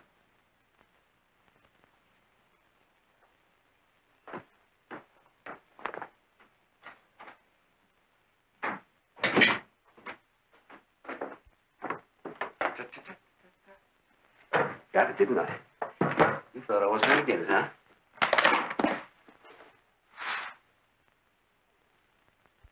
Come on now. Don't look so worried. Everything is terrific. Now I'm going to meet Wade at the bank. We're going to deposit the money in a joint account, and presto. Through the magic of persuasion, plus a small act of forgery, yours truly is going to withdraw $500,000 biggies just before the bank closes. You make it sound so easy. And as of this afternoon, you are going to be a rich and retired lady of leisure. I must be going. Tim, there's been a slight change in plans. Hey, come on, Del, what's this? Wade, Wait. tie him up. Wait a minute now, what's going on? What do you think you're doing? What I should have done before you started killing people. How'd she con you into this? You'd never believe the money's only a small part of this, would you? Hey, Del, come on now, you're being stupid. That money belongs to Bruno Alves. Now, if I don't get it back to him, he'll kill me. I know you, Tim. You'll find a way of getting free after we've gone, and then you'll just have to keep running, just like always. Look, I'll make a deal. With what? Well, suppose I were to tell Alves, where his money is. You do that. And I'll tell the police who murdered Jim Archer and Charlie Waters. So that's it, huh? That's why you're doing this to me, huh? Suddenly, all the fun went out of it. And I also happen to love Wade. Oh, come on. You disappoint me, Del. I mean, first rule I taught you was never to get emotionally involved with your mark. So flunk me. I can't. You outconned your teacher on this one. Right, let's go. Goodbye, Tim. I hope you make it. You too.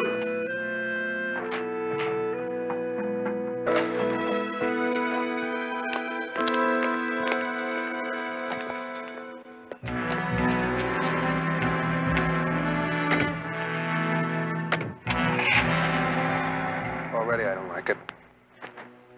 Marius, you stay with the con man. Jules, we'll follow the money.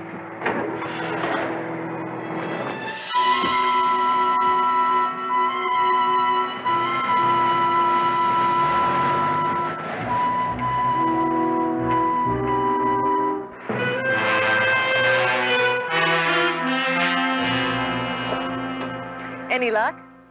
Swanson moved out of his apartment early this morning. There was nobody at Della's apartment. What's going on here?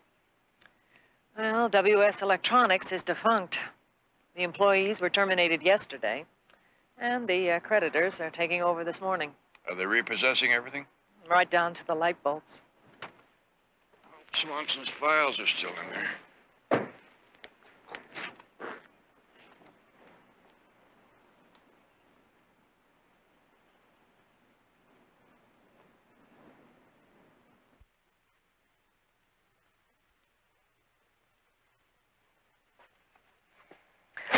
What are we looking for, Barnaby?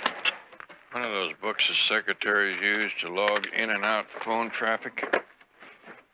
Sometimes they can be more revealing than a diary. Remind me to let you look at a real diary sometime. Here it is.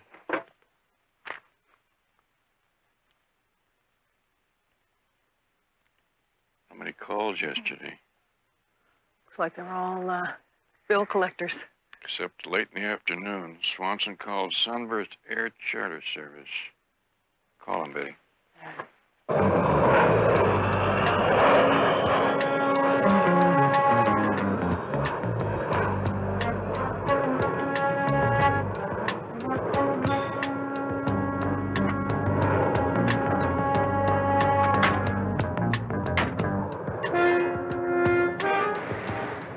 Lousy con man said that money was going in the bank. Let's go.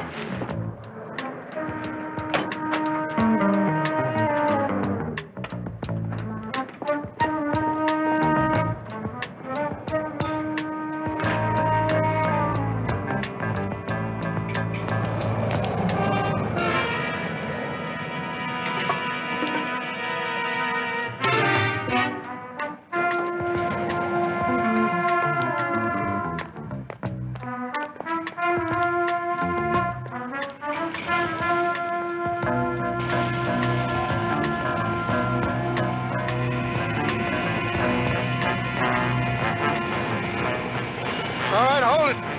That's far enough. That's my money you got there. There must be some mistake. I don't know what you're talking about. Doesn't matter. Just don't make any quick moves. Now we're going back in the terminal. Easy. Barnaby, over there. Call the police.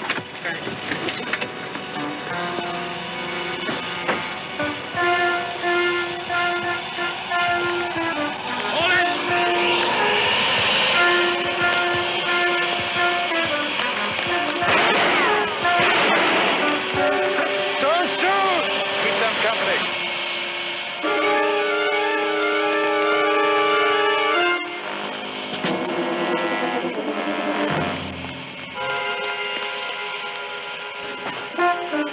No, Della.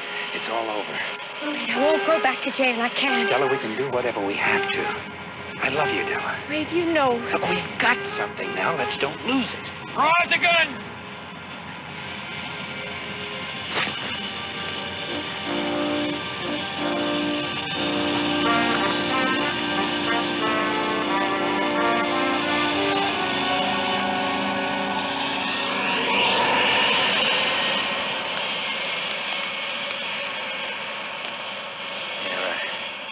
I think you'll want this.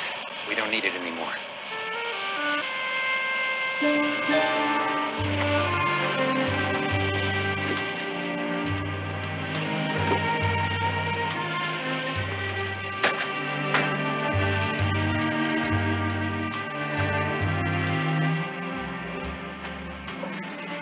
For what it's worth, you made the right choice. You wouldn't con a con woman, would you?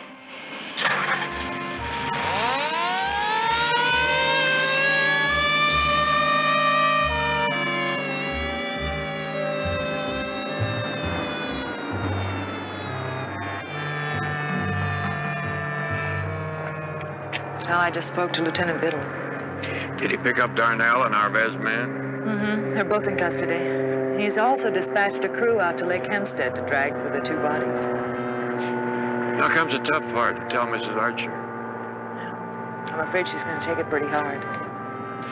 Sometimes today's tragedy is a way of becoming tomorrow's blessing. Gonna take a while, but I think Mrs. Archer is strong enough to write her own happy ending.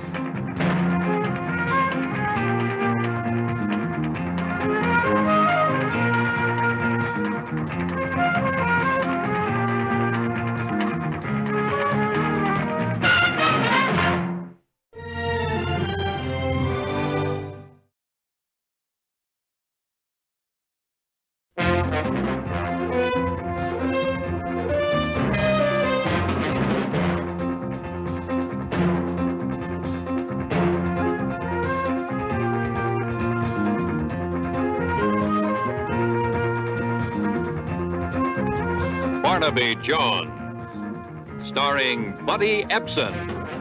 Also starring Lee Merriweather, with guest stars Eric Braden, Bernard Fox, John Anderson,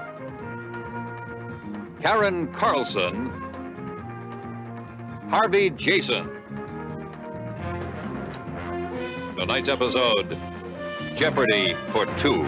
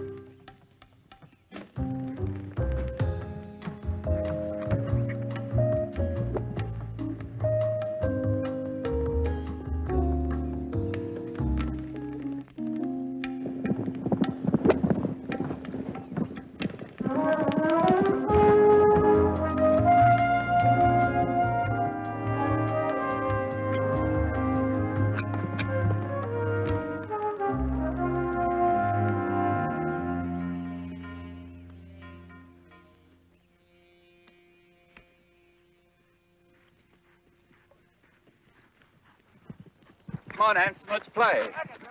Oh, John, I think I've had enough for today. I'll wait till Saturday for my better shots. When are you going to sell me that mare? I'd rather sell my right arm, old boy. With that mare, you could play with one arm. Yes. I'll see you.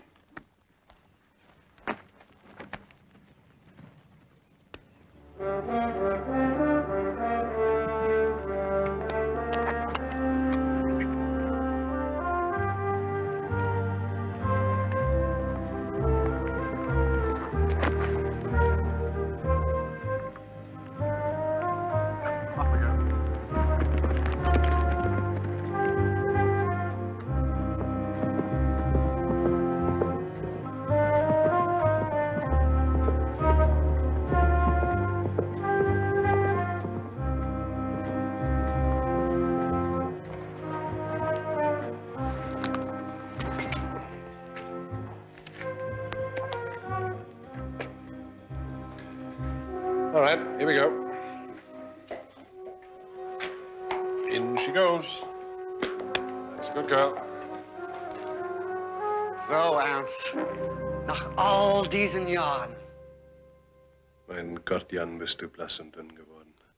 What do you expect after 3 years in prison? So that explains the gun, eh? West Germans must have been a terrible ordeal for you, Jan. But listen to me.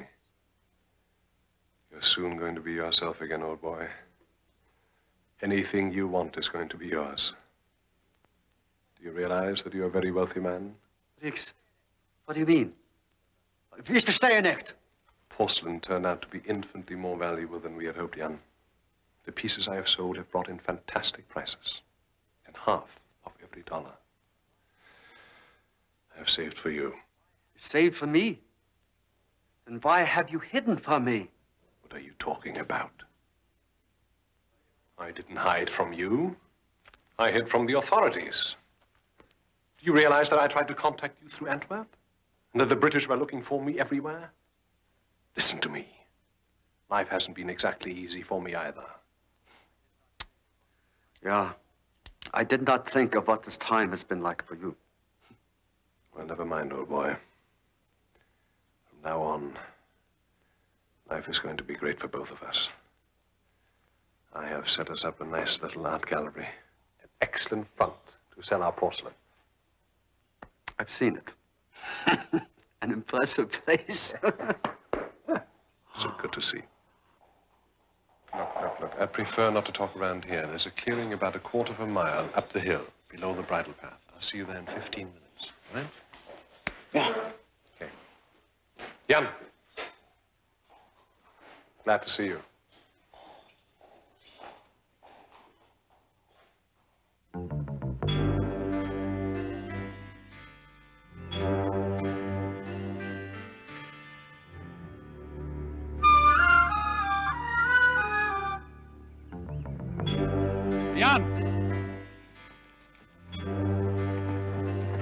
There you are.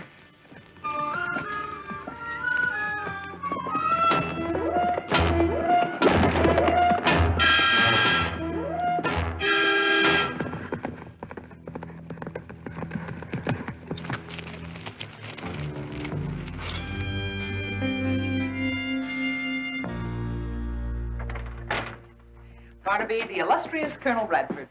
Well, Colonel, you didn't waste any time getting here. Caught the first flight out of Heathrow after I received your cable. How are you, Barnaby? Fine. A lot of water under London Bridge since D-Day. You haven't changed? Well, if you believe that, then you haven't changed either. You said you'd seen Sinchek. No, I said I'd located him. His landlord said that he'd call me as soon as he showed up. But you're sure it's Sinchek? Yeah, it seems to fit. He's a Czechoslovakian national, entered this country about 6 months ago. The way you talk, he sounds like a prize. Not the prize, but he may lead me to the biggest prize of all. Double agent, codenamed Raven. Raven's the man I want. Do I hear overtones of James Bond? I am with MI6, but a little tattered to fulfill the Bond image, I'm afraid. I'm presently on an extended vacation, so now you understand, Barnaby, why I asked you to find Sinchek instead of going through official channels. Well, I'd understand a lot better if I knew more about it. Sorry, Barnaby. Security. Need-to-know basis only. First Sinchek, and perhaps I can fill you in as we go along. Well, perhaps we better go along over to Sinchek's apartment. Wonderful to see you again, Colonel. Yes. Can't wait to have a few pints again. A dirty dick.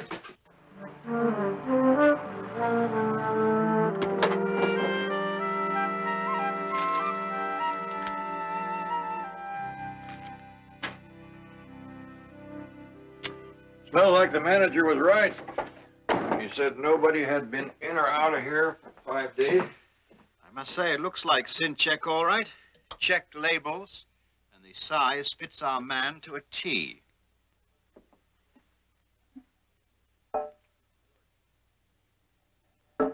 George.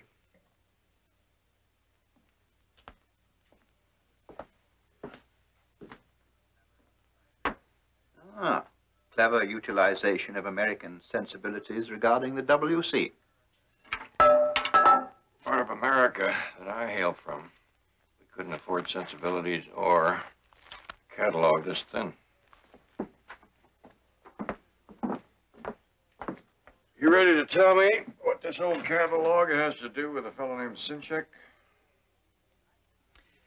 Barnaby, in 1938, the Habsburg porcelain collection was valued at roughly £1 million. But it disappeared when the Nazis moved into Austria.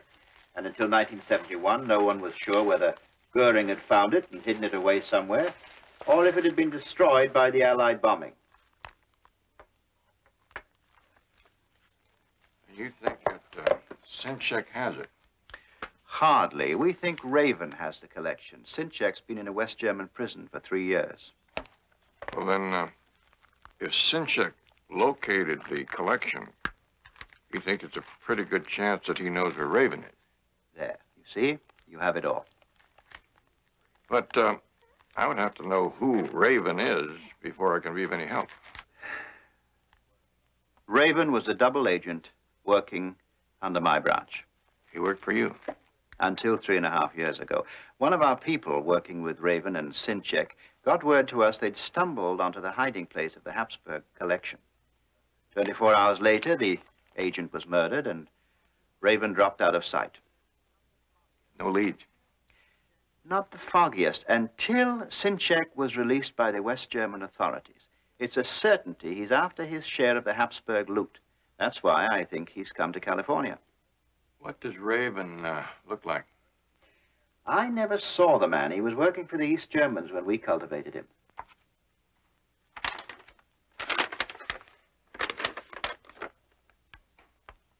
London Club? What's this? Nice little place in Santa Monica. I know it well. Do those letters mean anything to you? C-A-P-A. Could be a name. Kappa? Kappa?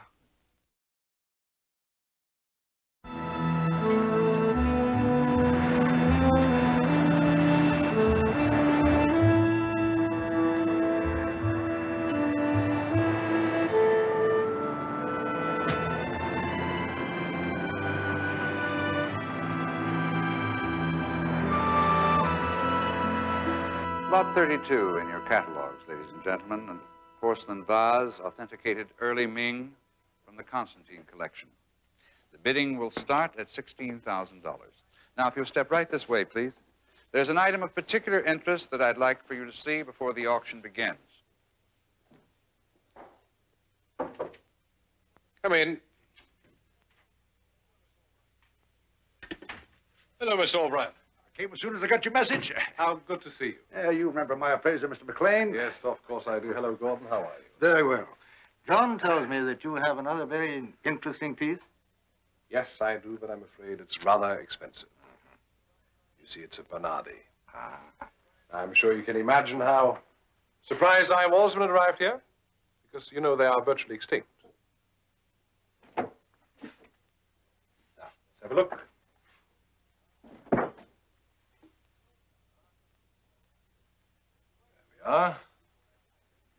Wait a minute. Is this another piece from that mystery man of yours? Now, Mr. Albright, I don't think Mr. Smythe would appreciate your rather clandestine characterization. I can save the $2 words. He appreciates my money well enough. I still want to meet him. Well, now, I'm afraid that's impossible. You see, Mr. Smythe refuses to deal directly with anyone, even with me. How much? 31,000. And as always, his instructions are very explicit. One firmly set price. Gordon? It's a Bernardi. I'd place it about 1741. Priceless. You can't lose, John. You seem rather disappointed, Mr. Albright. I'm an oil man, Mr. Jennings. Any wildcatter worth of salt will tell you there's not a hell of a kick to bringing in a producer when someone else taps the main pool on the leasehold next to you. Thank you. Now, as a connoisseur of fine porcelain, you should realize... I'm no connoisseur, Jennings. I'm a collector. No, down the road from me, Mason Evans has got a collection of paintings he can't tell from road maps, but it's the best of its kind in the world. I think what John is trying to say, Mr. Jennings, is the fact that... I think it's perfectly clear what he means, Gordon. What in fact he's saying is that his collection won't be quite complete so long as Mr. Smythe has a leasehold on the main pool. You got it? So you can tell you, Mr. Smythe, that I'm in the market. Well, as I said, Mr. Smythe is a very independent man.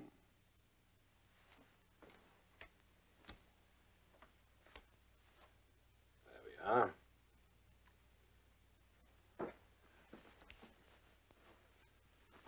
This figurine's from the Habsburg collection, isn't it? Well, yes, like the others. You're developing quite an eye. The Smythe fella has the rest of that collection. That means he controls the most valuable porcelain collection in the world. Easily.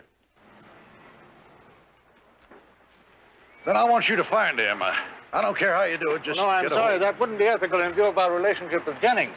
Besides, I'm an art appraiser. I'm not a detective. You wouldn't make much of an oil man either. Your kind pulls a bit for a sign of hard rock. John.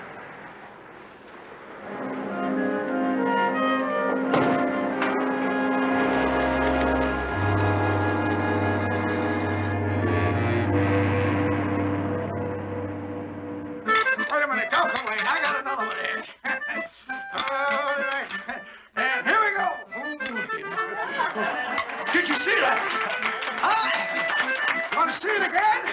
Okay, watch. Here we go again. Holy man. Come on, baby. And there she is. Oh, yes, I've seen this gentleman several times. He's Middle European, isn't he? Did he meet anyone here? No. No, but I did get the distinct impression that he was looking for somebody. Did you ask for anyone? Anyone named Kappa or Kippa? No, I've never heard that one. What did you say this gentleman's name was again? Sinchek. Jan Sinchek. Well, perhaps somebody inquired after him. No, I'd have remembered that one. Well, if he should come in, would you please contact us? I certainly shall, sir. Thank you. Hanson, what's the matter? Nothing at all. For a moment, I thought I'd recognize an old friend. I guess I was mistaken.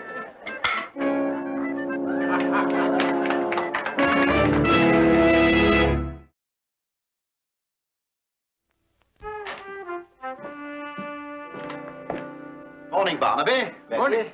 Well, Alfred, I have a surprise. Tea and crumpets. How very kind. What's that you're having, Barnaby? Cream cheese and jelly on a bagel.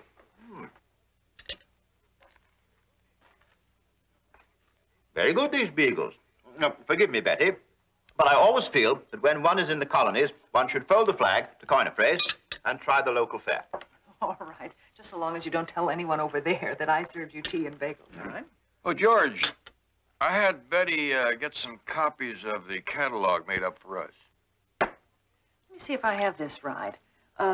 You think that Sinchek has been looking for the Habsburg porcelain, hoping that it would lead to Raven, right? Exactly. Right now, I'd trade both Sinchek and the Habsburg collection for Raven.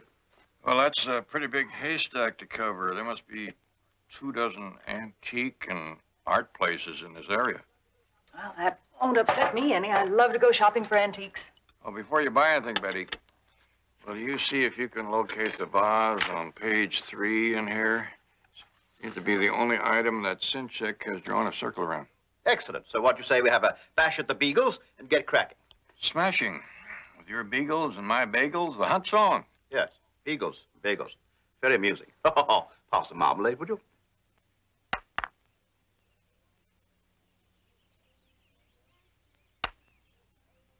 Anson, your friend has no mercy. I know. Just play no end, Miss Jennings. Old American custom. Trouble is, you've been playing against that husband of yours too long. Loser pours. What would you like to drink? Bourbon and French, if you got it. Okay.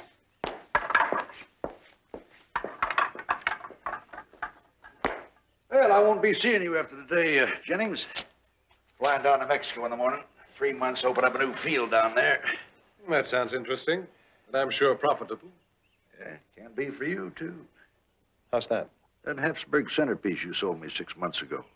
I'd be willing to double your commission if you can get me the rest of that dinner service that goes with it. Has to be before I leave. Did you say Habsburg? You know, Smythe has it. Every piece I've ever bought from him has been from that Habsburg collection. Even if he were to reply, I don't think we could possibly get in touch with Mr. Smythe short of a week or 10 days. Well, play it any way you like it. I'm talking about 200,000 cash. You got to get that porcelain to me before midnight tonight. That's a rather tall order. I'm a changeable man, Jennings. By the time I get back, I may not want any more porcelain. I may just go to collecting matchbooks instead. Well, you think it over. I'll give you a call later on tonight. I'll do that.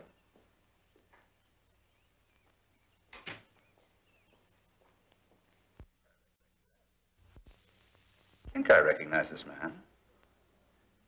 Yes, I'm sure of it.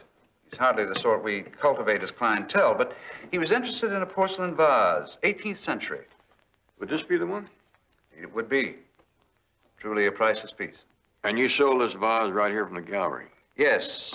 Mr. John Albright, the oil man, bought it. Did you handle the transaction? No, Mr. Jennings personally handles everything from the Smythe collection. Smythe? How would I get in touch with him? I'm afraid you'd have to speak to Mr. Jennings about that. He'll be here in the morning. Well, thank you very much. I'll be in tomorrow. Certainly, sir. Yeah, that's very pretty. My granny had a set like that back on the farm. How much would an item like that be worth? This one is appraised at $9,000. That's more than we got for the farm.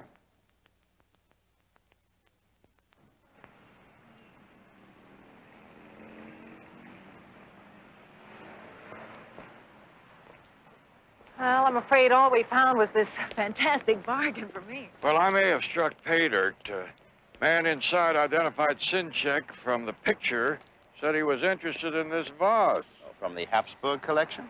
Well, he identified it from the catalog, but he said it belonged to the collection of a man named Smythe.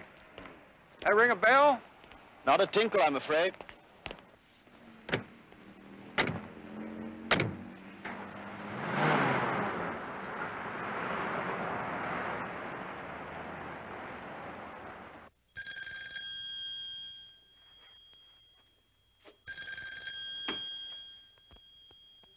Hello, Jennings speaking.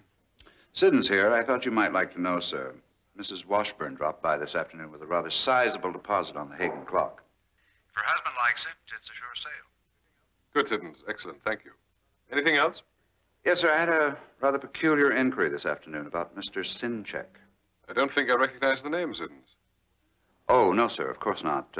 Sinchek is the man who expressed an interest in the porcelain vase from the Smythe collection. This other man, did he leave his name? Yes, it was Barnaby Jones, a private detective. Did you tell him anything? Well, knowing Mr. Smythe's desire for privacy, I referred him to you, Mr. Jennings. All right, very good, Siddons. Thank you and good night.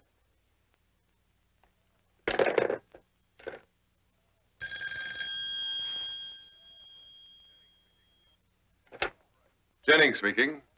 John Albright. Any news for me? Mr. Albright. Yes, it took some doing, but I did get in touch with Mr. Smythe, and you were right. He does have the service. Well, is he willing to sell? Yes, but I'm afraid you're going to have to go a bit higher. This time he wants it in cash. Do you think you can manage that? How much? $225,000. I'm afraid I couldn't get him to take less. Oh, that's all right. I can handle it. Do you have it now? No, what if I deliver it to your hotel tonight, say by 11 o'clock? I'll be waiting. All right, very well.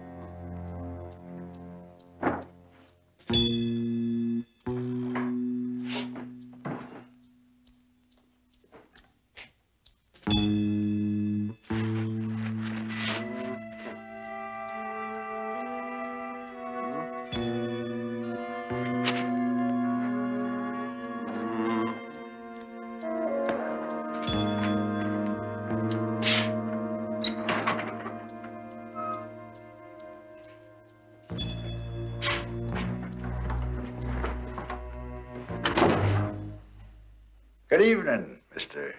Smythe. Well, hello, Mr. Albright. You should never startle a man with something as fragile and valuable as this in his hands. Dinner service? Mm-hmm. I hope this does not change our agreement. Yeah, well, but it does. I wonder what the art world would say if they knew the Habsburg collection was under this roof. Is this all of it? Except for a few pieces here and there, it is. Yes. I'm not going to ask you how you got your hands on it. I'd give you $500,000 for the entire lot. You've got to be joking, Mr. Albright. Really? I think the police take me seriously. You know, that's beginning to sound a bit like extortion. I'll think of it more as a distress sale. You'll have your $500,000 and your peace of mind. Mr. Albright, be reasonable for a moment. I mean, take a look at this lower shelf here, for example. There we are. These are Meissner figurines. I think they themselves are worth more than $500,000. You don't have to sell me. I'm convinced of the value. Now, take a good look. I mean, surely you can offer more.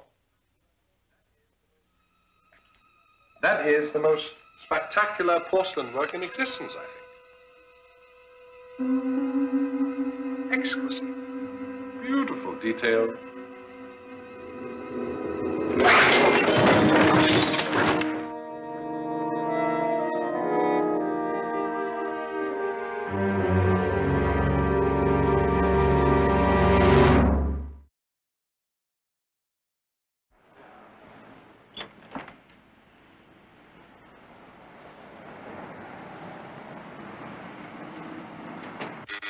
Yes, Siddons.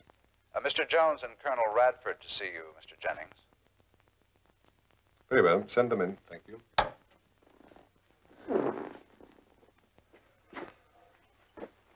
Gentlemen, what can I do for you? Well, Mr. Jennings, it's about this vase. Your Mr. Siddons said that you sold it to a man named John Albright. Oh, yes, I recall. As a matter of fact, that's the first item of the Smythe collection I ever sold. Please sit down. Was it expensive? $23,000. It's a remarkable piece. Remarkable price. John Albright is an enthusiastic collector. You mean he was? I beg your pardon. I don't believe Mr. Jennings has seen the morning paper. Poor John. He was not only one of my most valued clients, he was also one of my closest friends. I'm sorry, gentlemen, but this is something of a shock to me. Yes, I understand how you feel, Mr. Jennings. About the vase, did I understand you to say it came from the Smythe collection? Yes, yes. Orrin P. Smythe. It might help a great deal if you could put us in touch with him. Does he live in California? Yes, I assume so. But I'm afraid that's quite impossible. You see, John Albright made the same request. And since he had bought several of the Smythe items, I thought it was most appropriate, but Mr. Smythe never responded. You mean he refused? No. No, it's not that. See, the only contact we have with Mr. Smythe is when he sends a piece to the gallery for sale or when I send his check to his bank. Then you've never met Mr. Smythe? That's correct. I left a message at the bank for him to call me, but I then discovered that he deals with them in the same fashion. I've never met him either. Sounds like a bit of an eccentric. Or someone very clever. What bank does he use? Commercial Trust in Beverly Hills. If you gentlemen have any better luck locating him, please tell him I'd appreciate a call. Oh, thank you. Thank you. Jennings, we'll do that.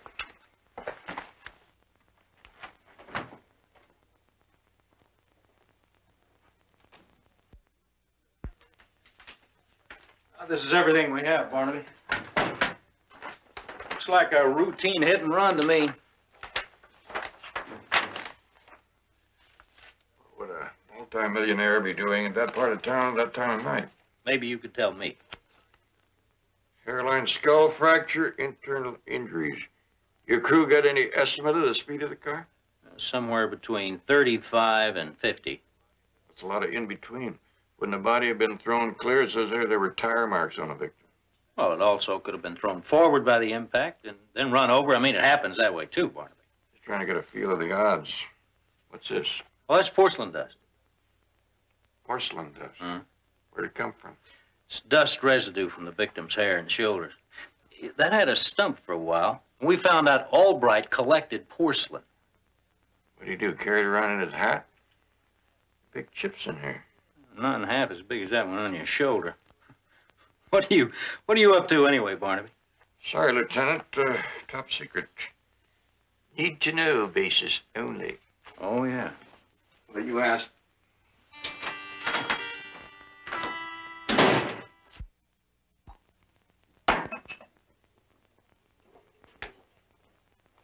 Anson, I'm afraid I'm really very selfish. Why is that, darling? Well, when I heard about his death, all I could think about was that it was the end of our plans to go away. I'm really going to miss that. Well, you won't have to. Because you and I are going to have to leave right away. I don't understand. Darling, it concerns the Ming collection. Probably the largest to have been smuggled out of China since World War II. And if you and I get to Hong Kong within 48 hours, it is all mine. Without so much as an outside bid.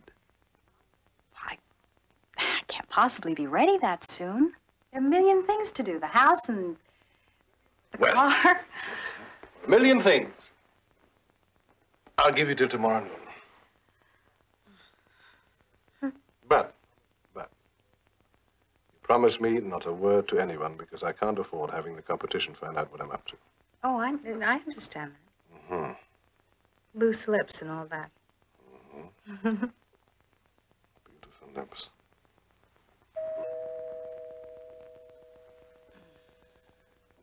All right, I'll send whoever it is packing within 10 seconds. Mm.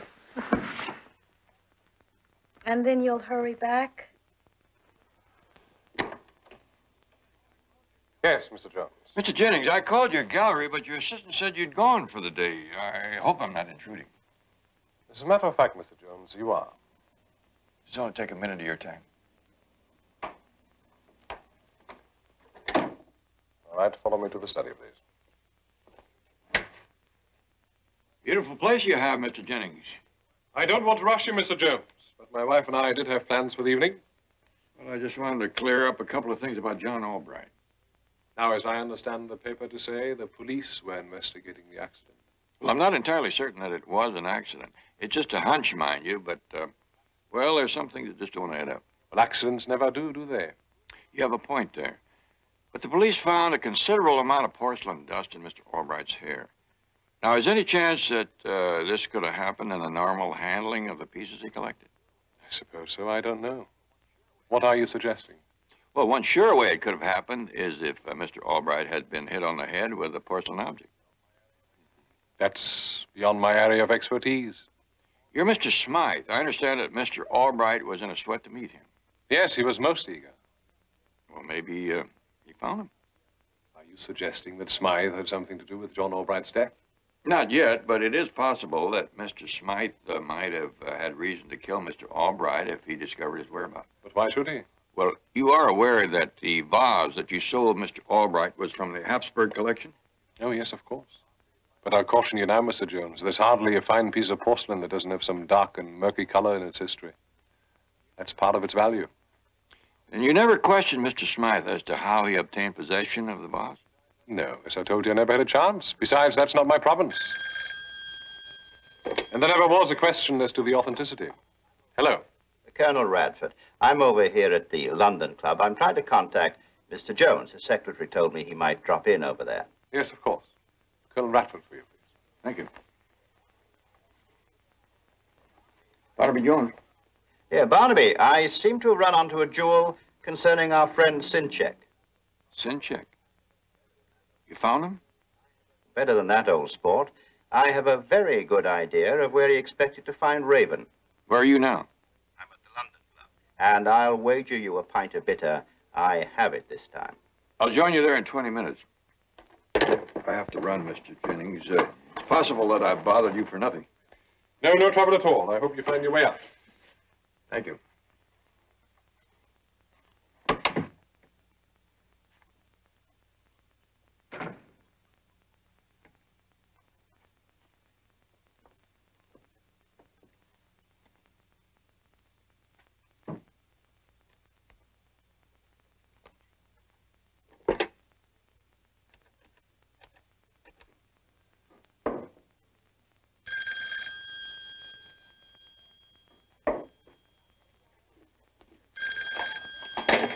Thank you for calling London Club.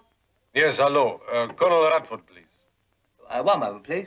Colonel, it's for you.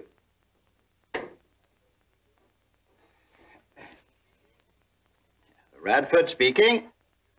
Colonel Radford, here is Jan Sinchek. You want to talk to me, eh? Yes. Yes, I'd like very much to speak with you. You know Pacific Botanic Garden? I can find them. All right, you meet me there in 15 minutes. Lower entrance to main greenhouse. Hello? Hello? I'm expecting Mr. Jones. Could I leave a note? I've been called away. Certainly, sir. Mm-hmm.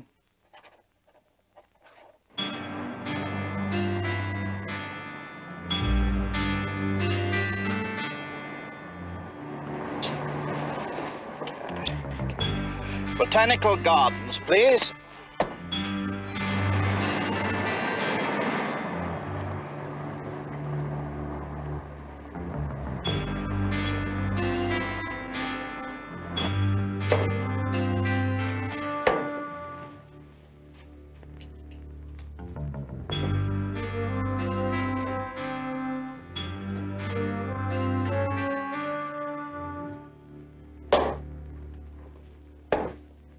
Mr. Jones, I've got a note for you. Where's Colonel Radford? He left, sir. How long ago did he leave? Oh, you just missed him. Thank you. Right you are, sir.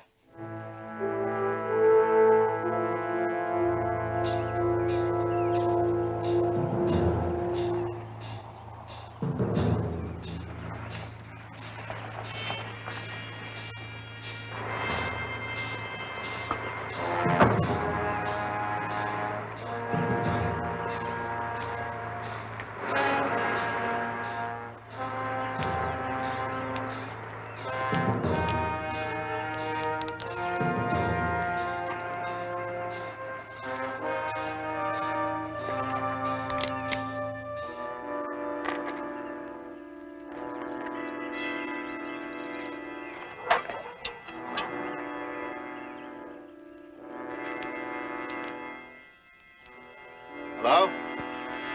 Anybody here?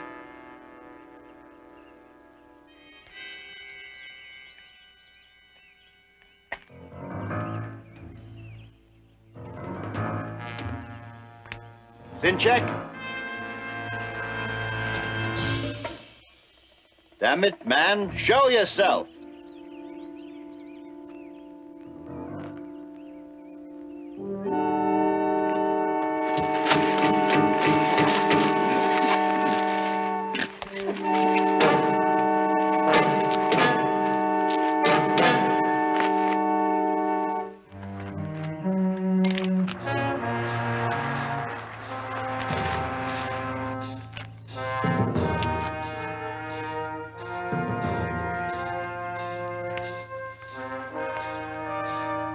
George!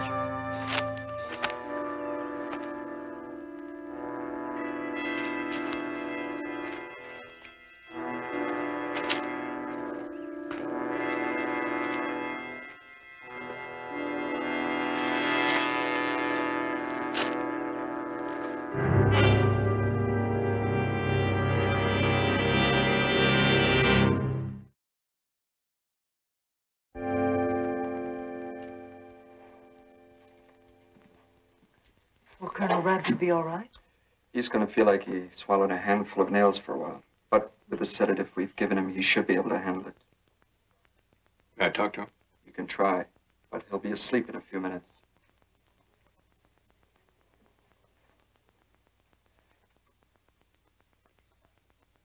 Policeman's lot is not a happy one. Don't talk, George. I'm going to ask you some questions. All you do is nod or shake your head, you understand? The note said that you were going to meet Sinchek. Sinchek? At the Botanical Gardens. Did he call the London Club? Did you get a look at him?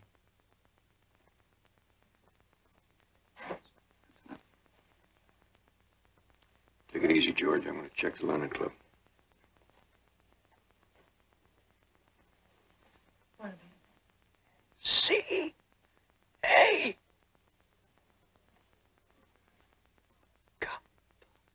Mr. Jones, I'm afraid he's just not up to this. Kappa. Did you find out what Kappa means? What does it mean, George? Go to my office when he wakes up.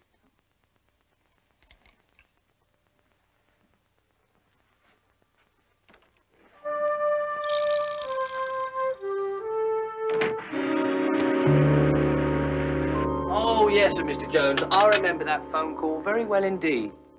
Did he say anything before that about Kappa or Cape or anything that sounded like that? No, sir, I don't recall. Colonel Radford ordered a pint, and then we spent most of the time throwing darts till he went to ring you. It must have been something else. I think. Nothing. Oh, I tell a lie. Yeah, he did seem most interested in our trophy collection. Trophy? Yeah. It's our effort to keep a bit of old England alive here in the colonies. Golf, cricket, polo, rugby. We put up a cup in each for our transplanted countryman. Truth is, though, we have to fill out many of the teams with your blokes in order to get through the season. C-A-P-A. What does that stand for? Commonwealth American Polo Association. It's rather grand, really, isn't it? That goes to the outstanding player each year. His name wouldn't be Smythe, would it? Oh, no, good heavens, no. Let's see. The first recipient was Bannister, then Knipe, then Gordon, Forrester, then, of course, for the last 2 years, Mr. Jennings. Anson Jennings? Yes, he's a 10-goal polo player. Highest scorer last season. Well, Harry, unless I miss my guess, you have just outscored him.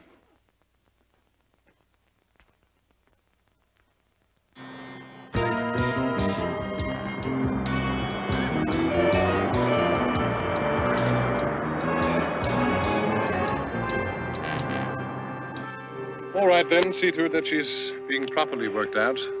Otherwise, she'll grow fat without the matches to keep her trim. Count on me, Mr. Jennings.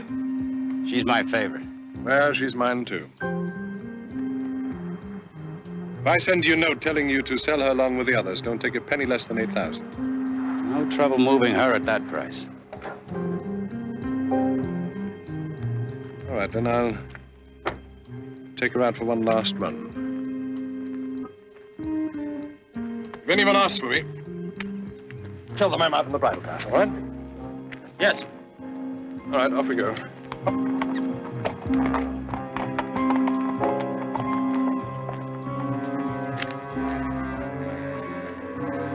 Mr. Jennings going to be out long? Took his mare out for a ride. He ought to be back shortly. I don't understand why he went. He's got a plane to catch. He'll never make it. Mind if I borrow your horse? Hey, wait! Hey, that horse is my responsibility!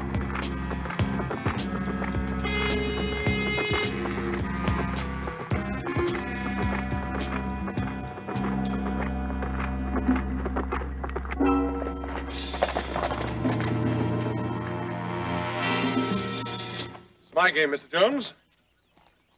Didn't know you were interested in horses. Well, that's not exactly what brought me down here. I'd say I'm more of a bird fancier. Birds, well, fancy that. How interesting. Yeah, I thought it would be. Here you had us beating the bushes for a bird named Smythe, and we should have been looking for a raven. A raven, you say? Yeah, I guess the police would tag him with a couple other names, like thief, murder, maybe some more.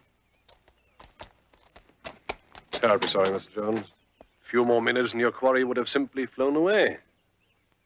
Now, I'm afraid I'm going to have to ask you for your gun. But be very careful. Thumb and forefinger only.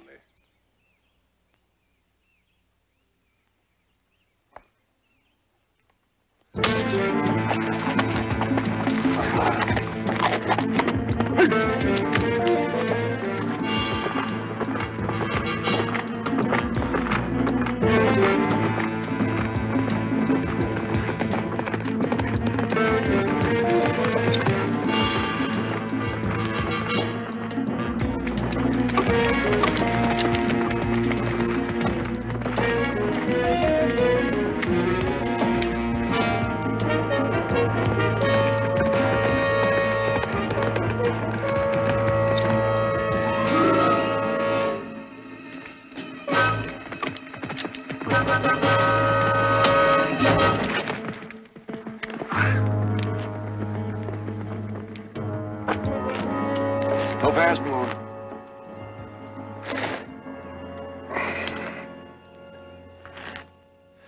Jones. That was a peasant's trick. You aren't even a very good horseman. My daddy always used to say, the thing about riding is not how you look in a saddle, but getting there. Come on, let's go.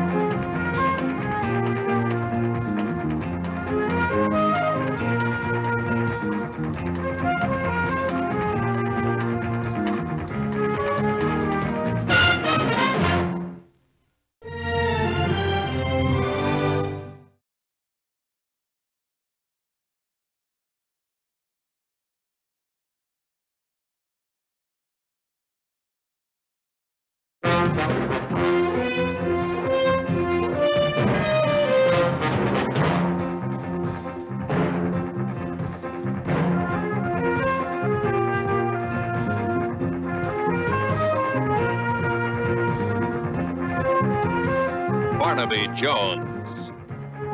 Starring Buddy Epson. Also starring Lee Merriweather, with guest stars Sharon Acker, Roger Perry, Ben Piazza, Arlene Golanka. Tonight's episode, Bond of Fear.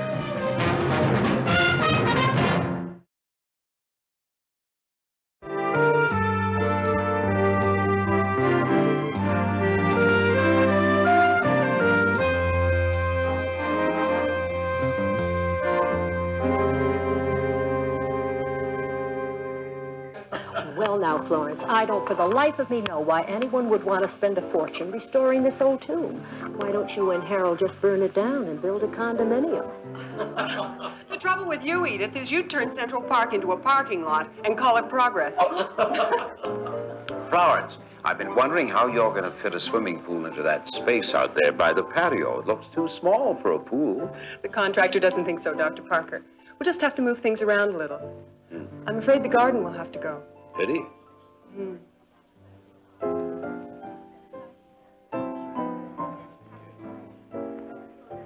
Another drink? Oh, no, thank you. Where's Harold anyway? Is he working late at the office again? Not you too, Russ. Half the catty women here have asked the same question. All right, I'm sorry.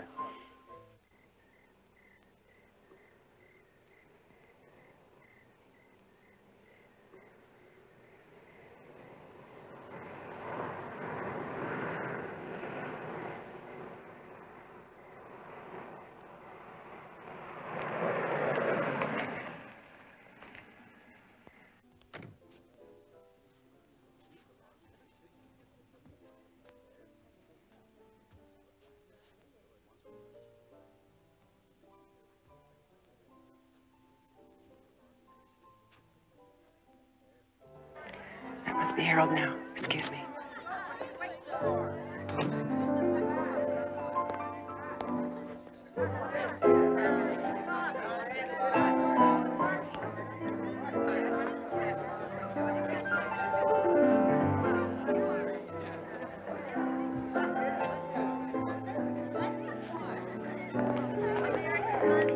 You're late. Did you forget we were having guests? Had a lot of work to catch up on. I forgot the time. Don't you think I know what's been going on? Don't you think all our friends and neighbors, everyone in the village knows? Stop being paranoid, Florence. So very smug, aren't you? So sure of yourself. If it wasn't for Laurie, I'd have divorced you years ago. Oh, it's Laurie, is it? It's not this house, or the expensive clothes, or all the rest of the things my money can buy. You're hanging on because of Laurie. You're a damn martyr, aren't you? You disgust me. No! Daddy, don't! Please don't hit her. Please?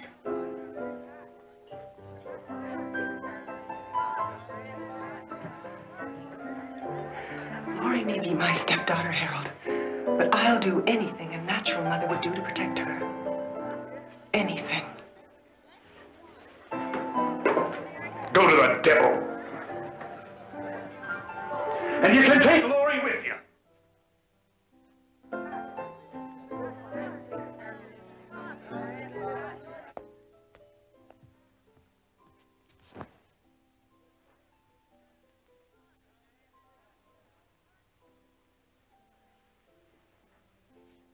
Laurie. I hate him. I wish he was dead. I hate him so much. No matter what problems your father and I have, remember, he's still your father. I mean it. Come on. There's a party, remember? You fix your face, and I'm going to get out of this dress, and I'll meet you downstairs. Everything's going to be all right. I promise.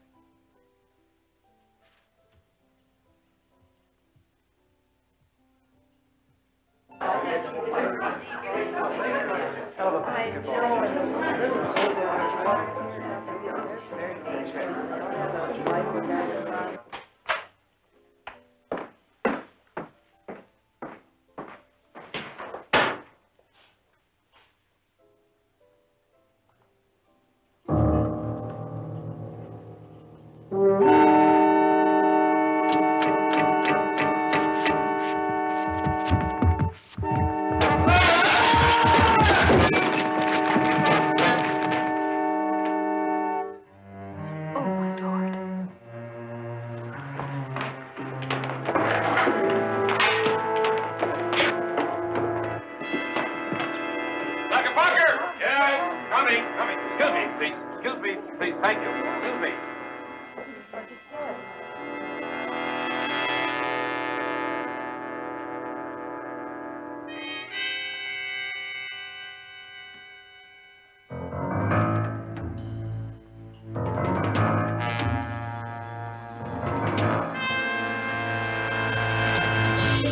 He's dead.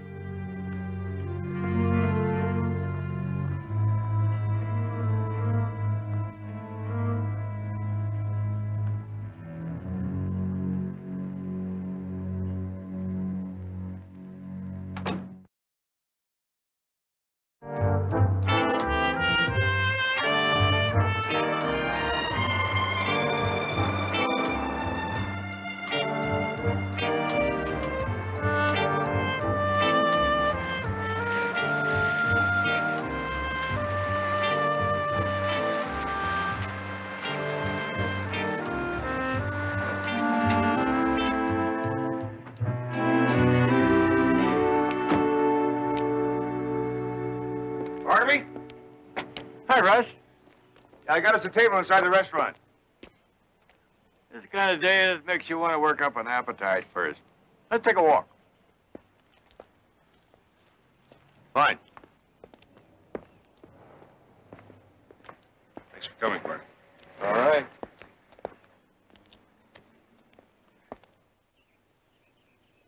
The good Lord Almighty didn't make just one Garden of Eden. He kept right on making it. Mighty pretty.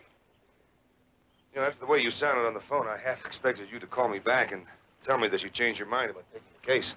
No, I got curious. I began to wonder why Florence Armstrong would want to stir up another investigation of her husband's death. Well, let me explain something to you. I haven't told her yet that I called you.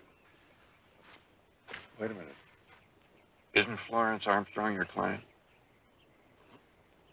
And the coroner's jury absolved her of any guilt in her husband's death?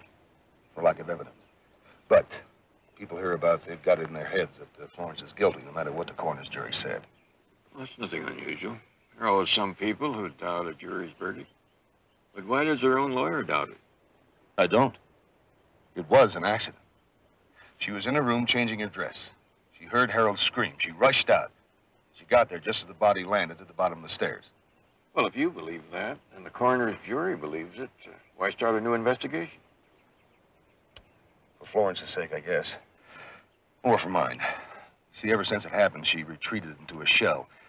For the past 3 weeks, she's refused to see anybody, including me. That sounds like more than a lawyer-client relationship. Yeah, you're right. I'm in love with her. If it wasn't for her stepdaughter, Lori, she'd have left Harold a long time ago. You sure Florence is going to want me hanging around raking over old coals? You may get burned in the process. You sure you want me to do that? I'm not sure of anything, except that if you can't lay all these doubts and suspicions to rest, I'm afraid I've lost her. Russ, you've heard of what they say about letting sleeping dogs lie? That's a chance I'll have to take. All right. See what I can do. Thank you.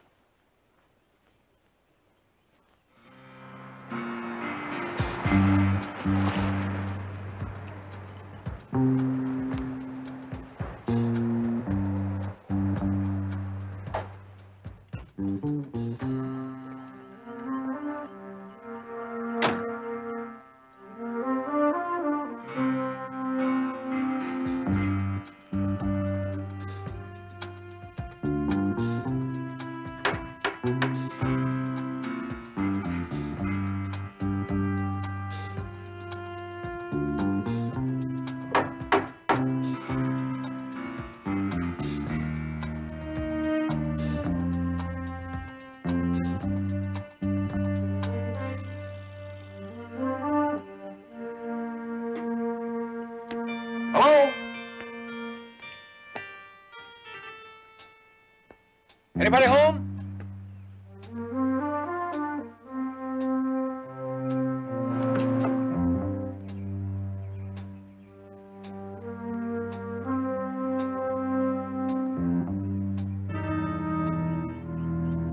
You must be Laurie.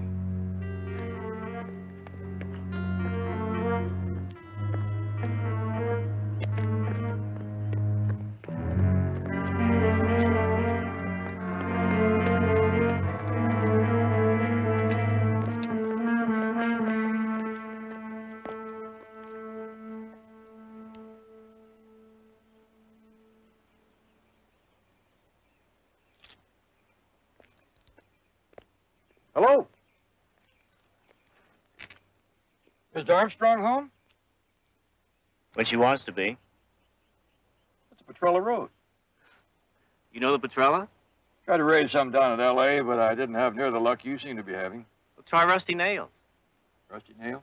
Yeah, it's the iron. You bury the nails in among the roots, and the iron makes them grow healthy. Rusty nails. I'll have to remember that.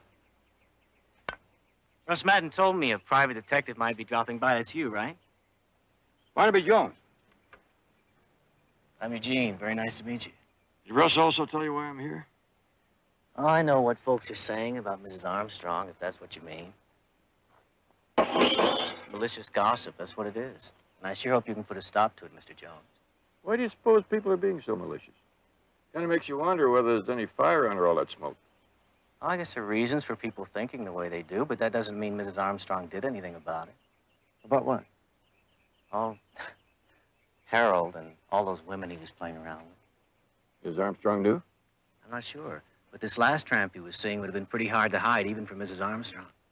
How's that? Well, she lives right here in the village. Nora Frazier, a waitress at the village roadhouse. Eugene? Uh-oh. I forgot I was supposed to tell you no visitors allowed. I'm in for it now. Rusty nails.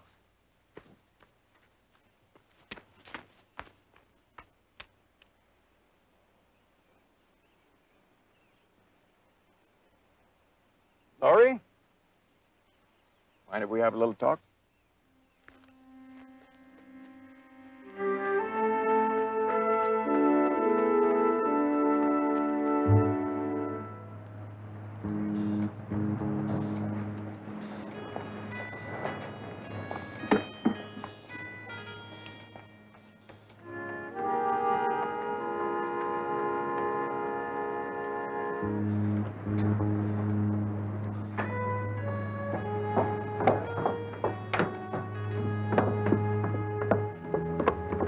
Just wait a minute, Mrs. Armstrong.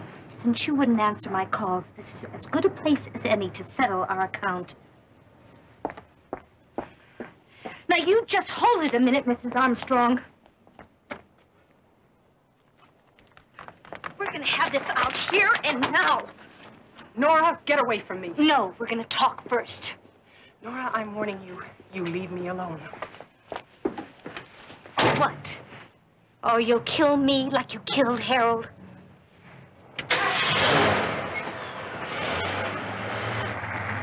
You won't get away with it! Murderer!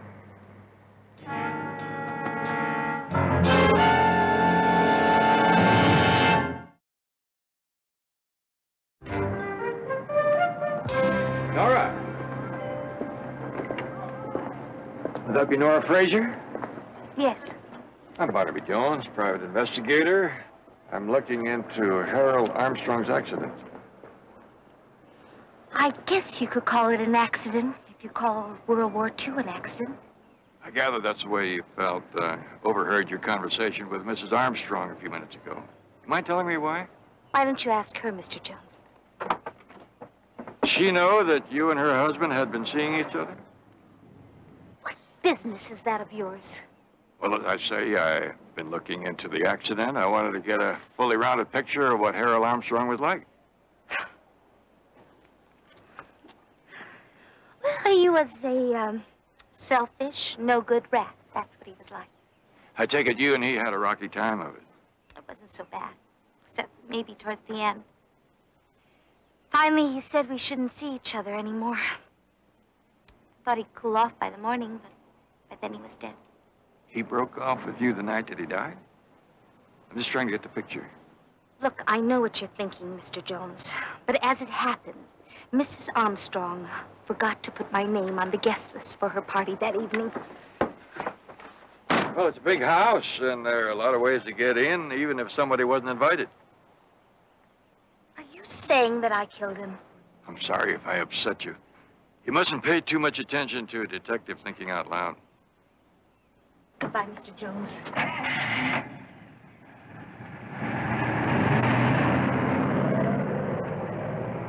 Barnaby?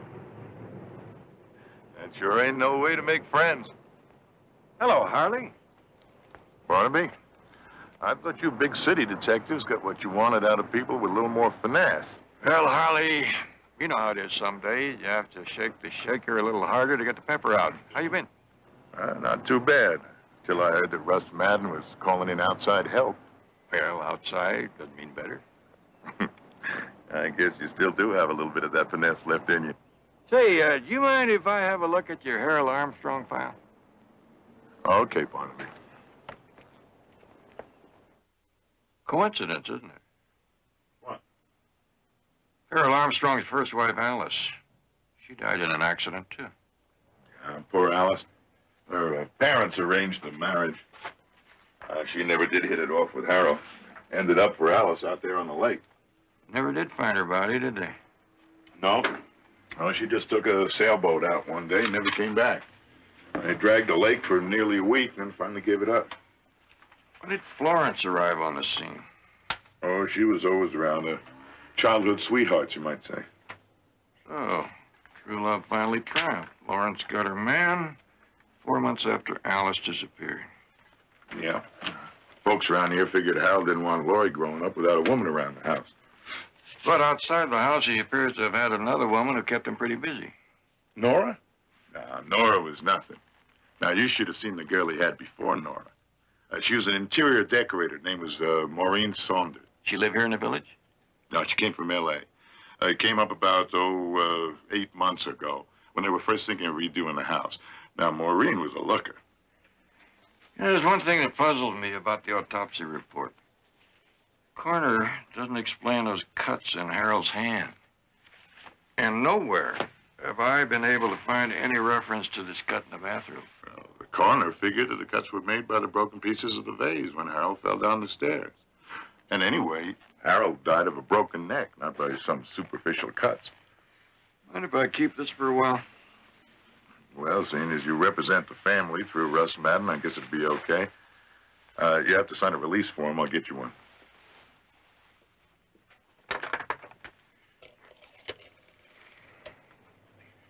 Operator, I'd like to make a collect call to Los Angeles.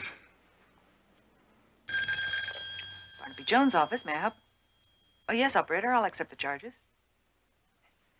Barnaby, how's all that beautiful clear air up there? Why don't you drive up here and take a look for yourself?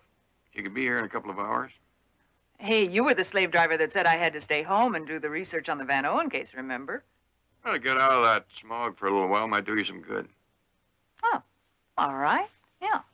Well, since you're coming up... I knew you had an ulterior motive. Bring my laboratory stuff, and I want you to check into the present whereabouts of an interior decorator named Maureen Saunders. As long as I'm coming, huh?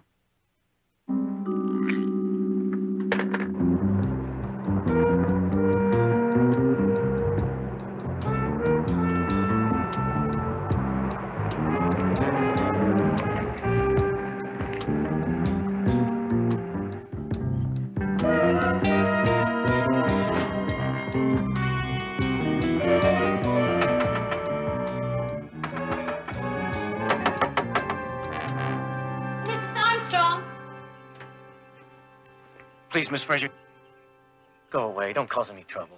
Trouble is what she'll get if she doesn't come up with what Harold promised me. It's no use. She's not home. Oh, yes, she is.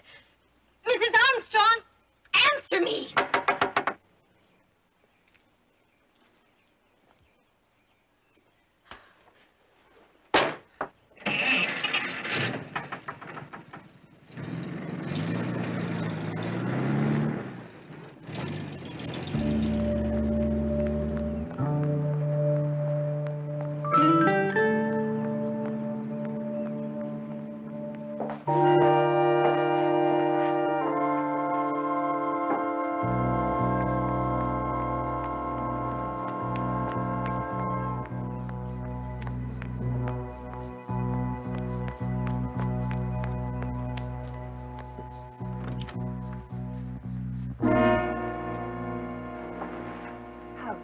barge in this way. Get out. Not before I get what's mine.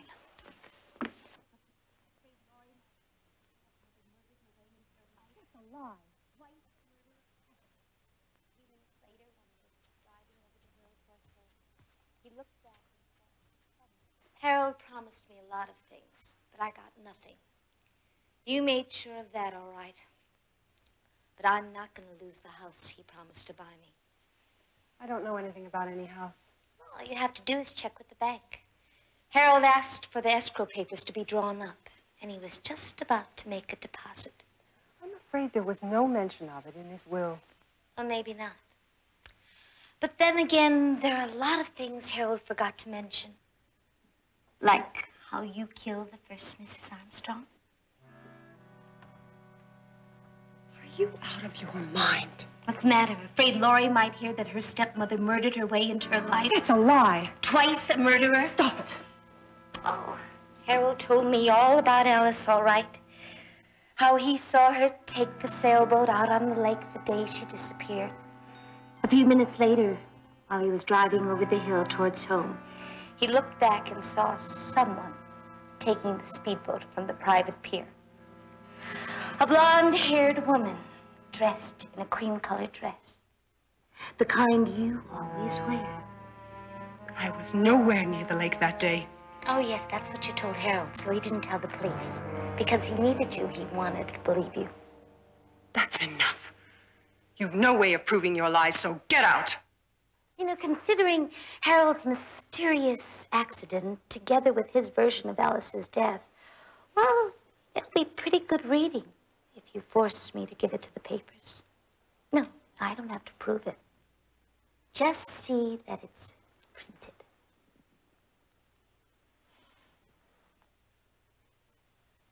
All right. I'll talk to my lawyer first thing in the morning. But I want you to know one thing. I'm not doing it for myself. For Laurie. How touching. Once your house is paid for, what assurance do I have that you won't try blackmail again? You'll just have to trust me, won't you?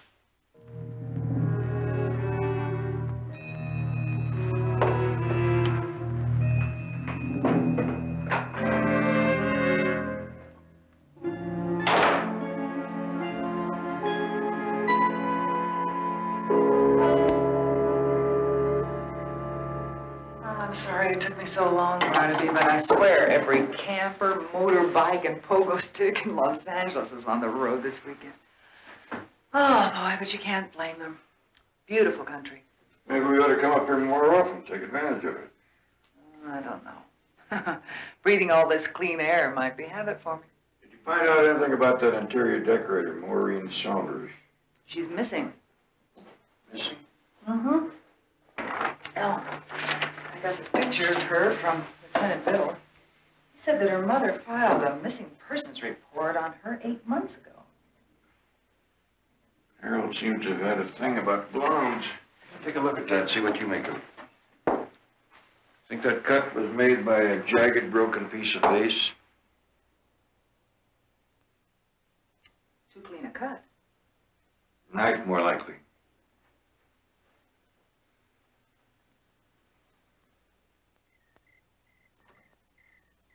Hey, Eddie, don't forget to tell Sylvia I'm taking the early morning shift.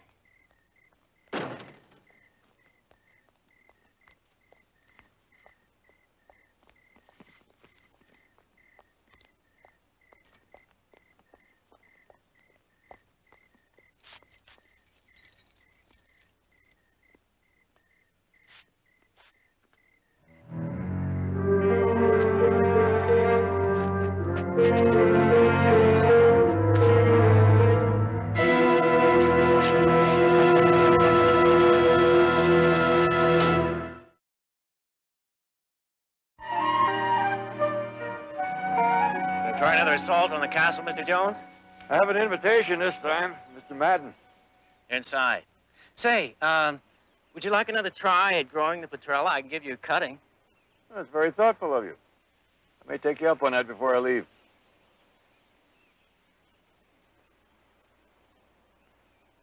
Survey stake. Thinking of enlarging your garden? That'd be nice. Actually, Mrs. Armstrong was thinking of putting in a swimming pool. Oh. You're ashamed to lose the garden. I'm not going to lose it after all. Plans have changed since the accident. Oh. You had no right, Russ.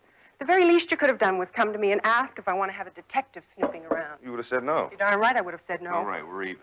Now, if you had asked me about paying a certain debt to Nora Fraser, who nobody seems to know anything about, I would have said no. I mean, she has no claim on the estate. I don't want to argue about it anymore. I'm the executor of the estate. I want you to see that Nora's house is paid for. Please? Mr. Jones is here. Barnaby? Oh, hello, Russ. This is Florence Armstrong. Barnaby Jones. How do you do, Mrs. Armstrong? Russ has told me why you're here, Mr. Jones. I've told him I don't need your help. Florence, now just listen. Look, I don't care if people think I'm some kind of Lucretia Borgia. I just want to be left alone.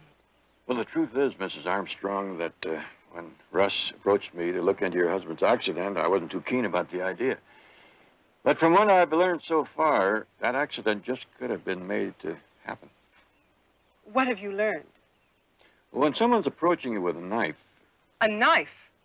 It's just a theory, but what happens is you're backing away and someone's slashing at you. You may sustain cuts in your hand or maybe even one on the robe you're wearing. Are you saying someone was trying to attack Harold when he fell down the stairs? Well, that's one explanation for the cuts. It's ridiculous. I came from my room only a moment later. There was no one else there. A moment. 5 seconds? 10 seconds? I didn't use a stopwatch, Mr. Jones. Well, let's split the difference. 7 seconds. In that length of time, someone could have easily gotten into one of the bedrooms before you or your guests arrived on the scene. It couldn't have happened that way. It was an accident. All Mr. Jones is saying is that it's possible. It was an accident. Look, Barnaby, the police made a thorough search of this place. There was no knife found. In the first place, the police weren't searching for a knife. And in the second place, if my father was murdered, then the killer wouldn't be stupid enough to leave the murder weapon lying around. Isn't that so, Mr. Jones? Absolutely correct, Laurie. Darling, go back inside. I'm not a child. I have a right to take part in this discussion. This discussion is over, as far as I'm concerned. Goodbye, Mr. Jones. Well, you see why people think the way they do? And she acts like she's got something to hide.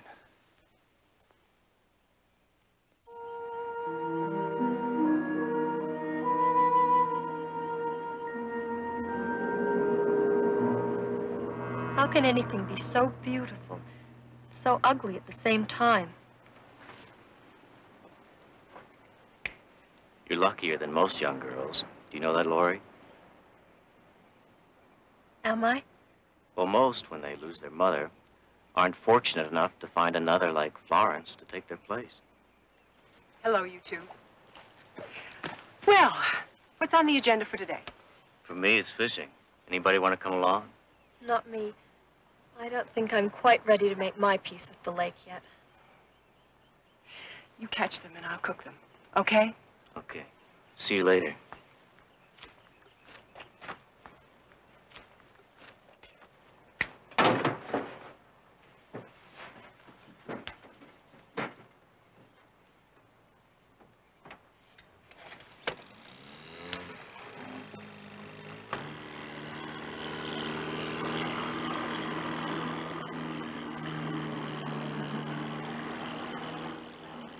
Thinking about your mother. Uh-huh. Also about the way I behaved before, when that detective was at the house. All's forgiven. I love you very much, Florence. I just thought you needed some help, that's all. I didn't think I was doing so badly all by myself. Why did you think I needed help? Well, you know. No, I'm not so sure I do know. The knife.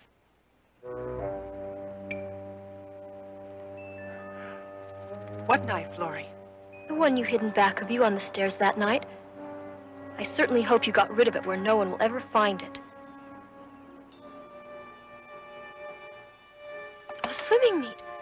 I forgot the school's holding the swimming meet this morning.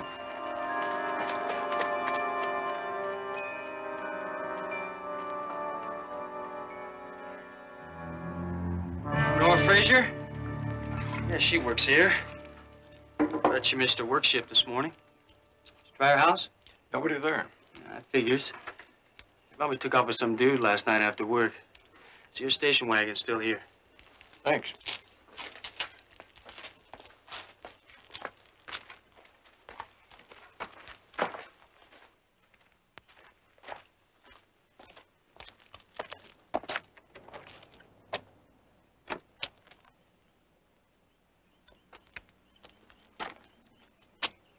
Keys.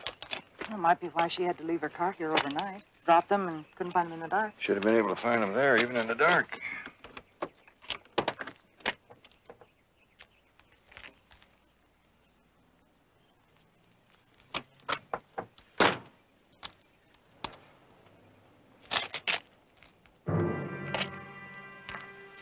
Looks like blood. I don't know. There's a trail of it.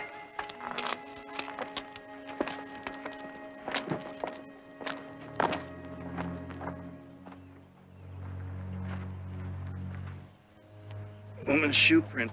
The heel dug pretty deep. Could be a heavy woman. Or a woman carrying something heavy.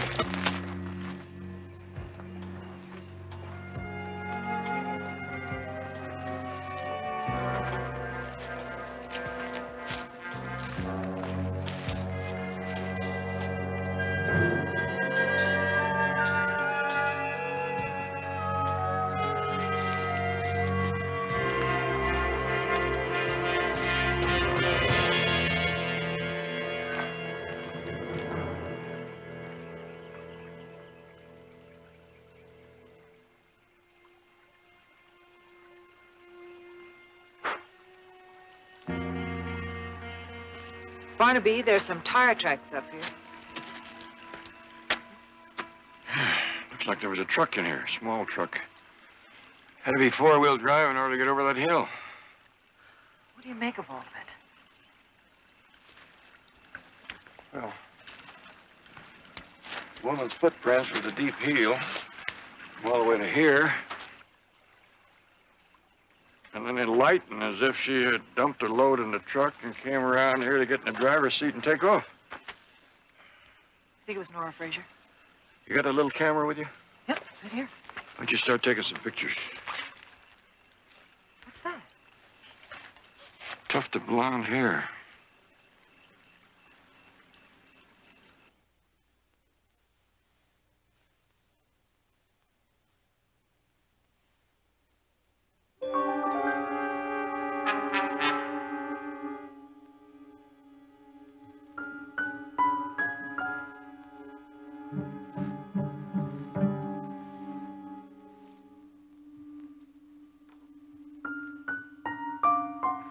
I look super, don't I?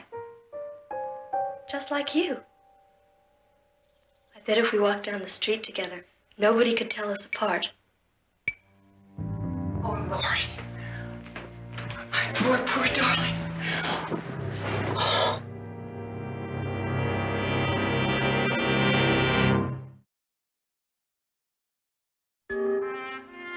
Thanks a lot.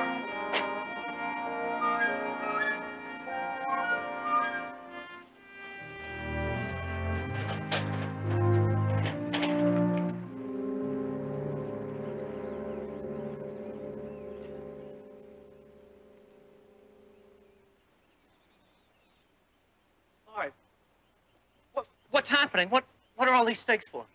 For the new swimming pool. What else? Why? Florence told me my garden would be left alone.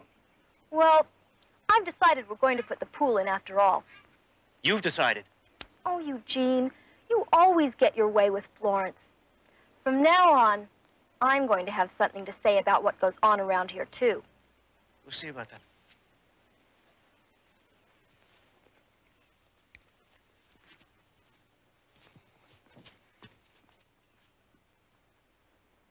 All right, as soon as I get back to the office, I'll try and contact Nora and tell her that the deed to her house is Florence, ready. It's just you know how much work I put into that garden, do you? Yes, yes, Eugene, just a moment.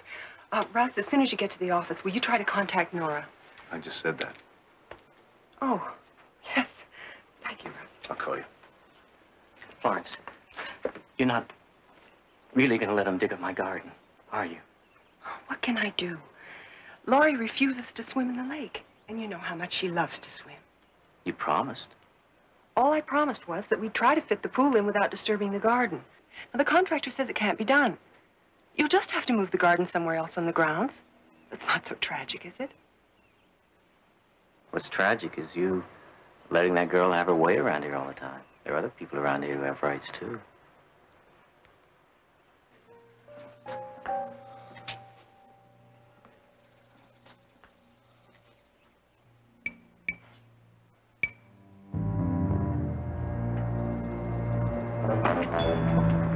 Barnaby. Listen, if you're thinking of changing your hairstyle, don't. I rather like it the way it is. When you were out getting pictures of those tire tracks developed, I thought that I'd like to have a closer look at this hair under the microscope. It's synthetic fiber. From a wig? Blonde wig. Nora Frazier's? No, that's the reason I went in to talk to the hairdresser. She says that Nora Fraser doesn't possess a wig and never did. She's too proud of her own hair to cover it with a wig. Well, do you think there were two women out on that dirt road last night? And it looked that way. How'd you make out with the tire tracks? Well, the tracks were made by some sort of specialty tire. But the local dealers around here don't handle them. They can only be purchased through a mail order house. Is there one in town? We're on our way there.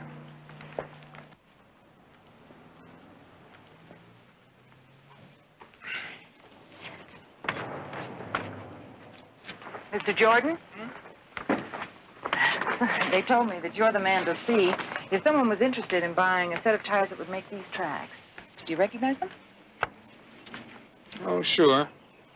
Don't sell too many sets like them, though. They're pretty expensive. Do you remember selling a set to anyone?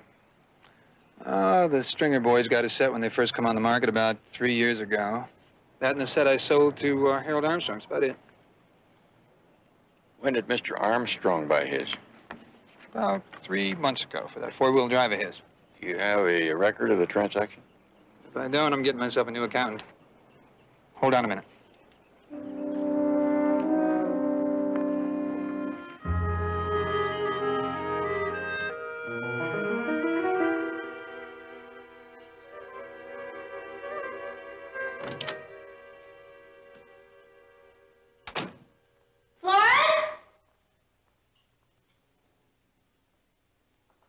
Hi, Mom. You know, I've been thinking, with all the dirt and dust the men will stir up digging the swimming pool, why don't we just hop in the car and drive to L.A. for a couple of weeks? Mom? Something the matter?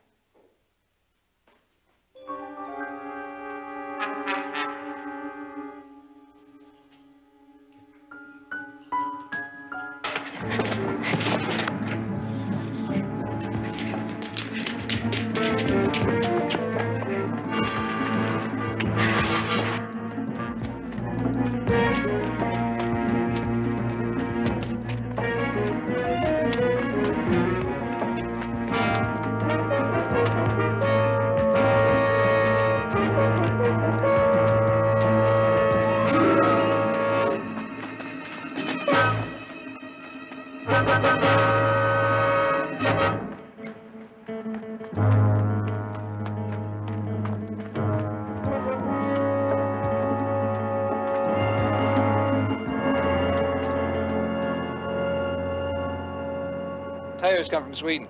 Harold was always buying foreign. Mr. Jordan, on this sales slip, there's another item, a blonde wig, which, according to the notation, was paid for in cash. Now, why didn't Harold Armstrong sign for the wig just as he did for the tires? Well, first place, that's not Harold's signature. That's not an H, that's an E for Eugene. He signed for the tires. I made the notation about the cash transaction on the wig later on. Eugene Armstrong, caretaker. They related? He was Harold's cousin. Well, thank you very much, Mr. Jordan. Pleasure. Better get the sheriff. I'm going out to the Armstrong place now.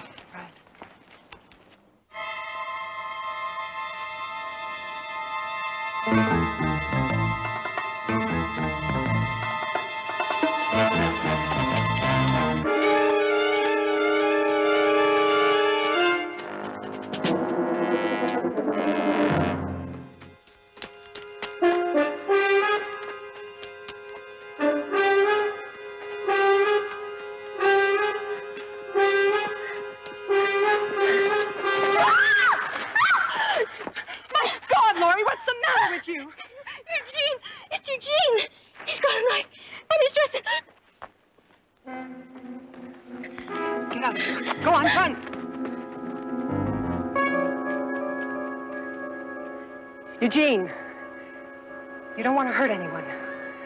Put down that knife. No. Eugene, I only want to help you.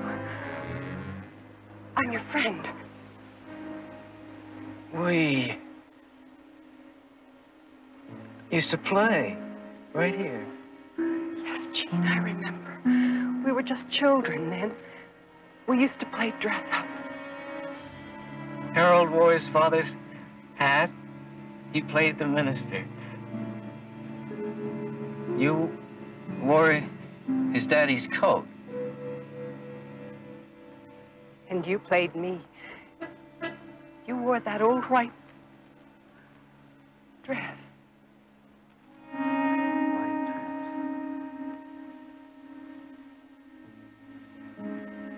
now pronounce you man and wife. Florence and Eugene. Eugene and Florence were married. That was just a game. No. Eugene loved Florence. Oh, she was so beautiful.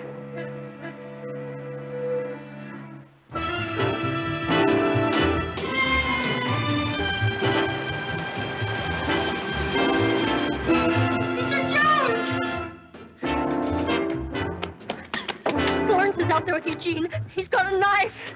Wait for the sheriff. Harold was so mean to Florence. That's why he had to die. You killed Harold. Mm-hmm. Harold was always making Florence cry. So I waited for him in the closet. And trying to get away from that knife of yours, he fell down the stairs. Is that why you killed Nora and Maureen? Because they made Florence cry? yes, they were cheap. No good. What about Harold's first wife, Alice?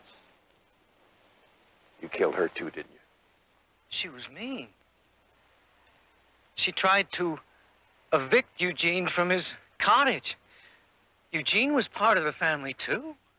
Where is she, Eugene? In the garden? Is that the reason you don't want anyone to dig it up? Yes, they're all there. Like the rusty nails. Nobody's gonna dig up my garden.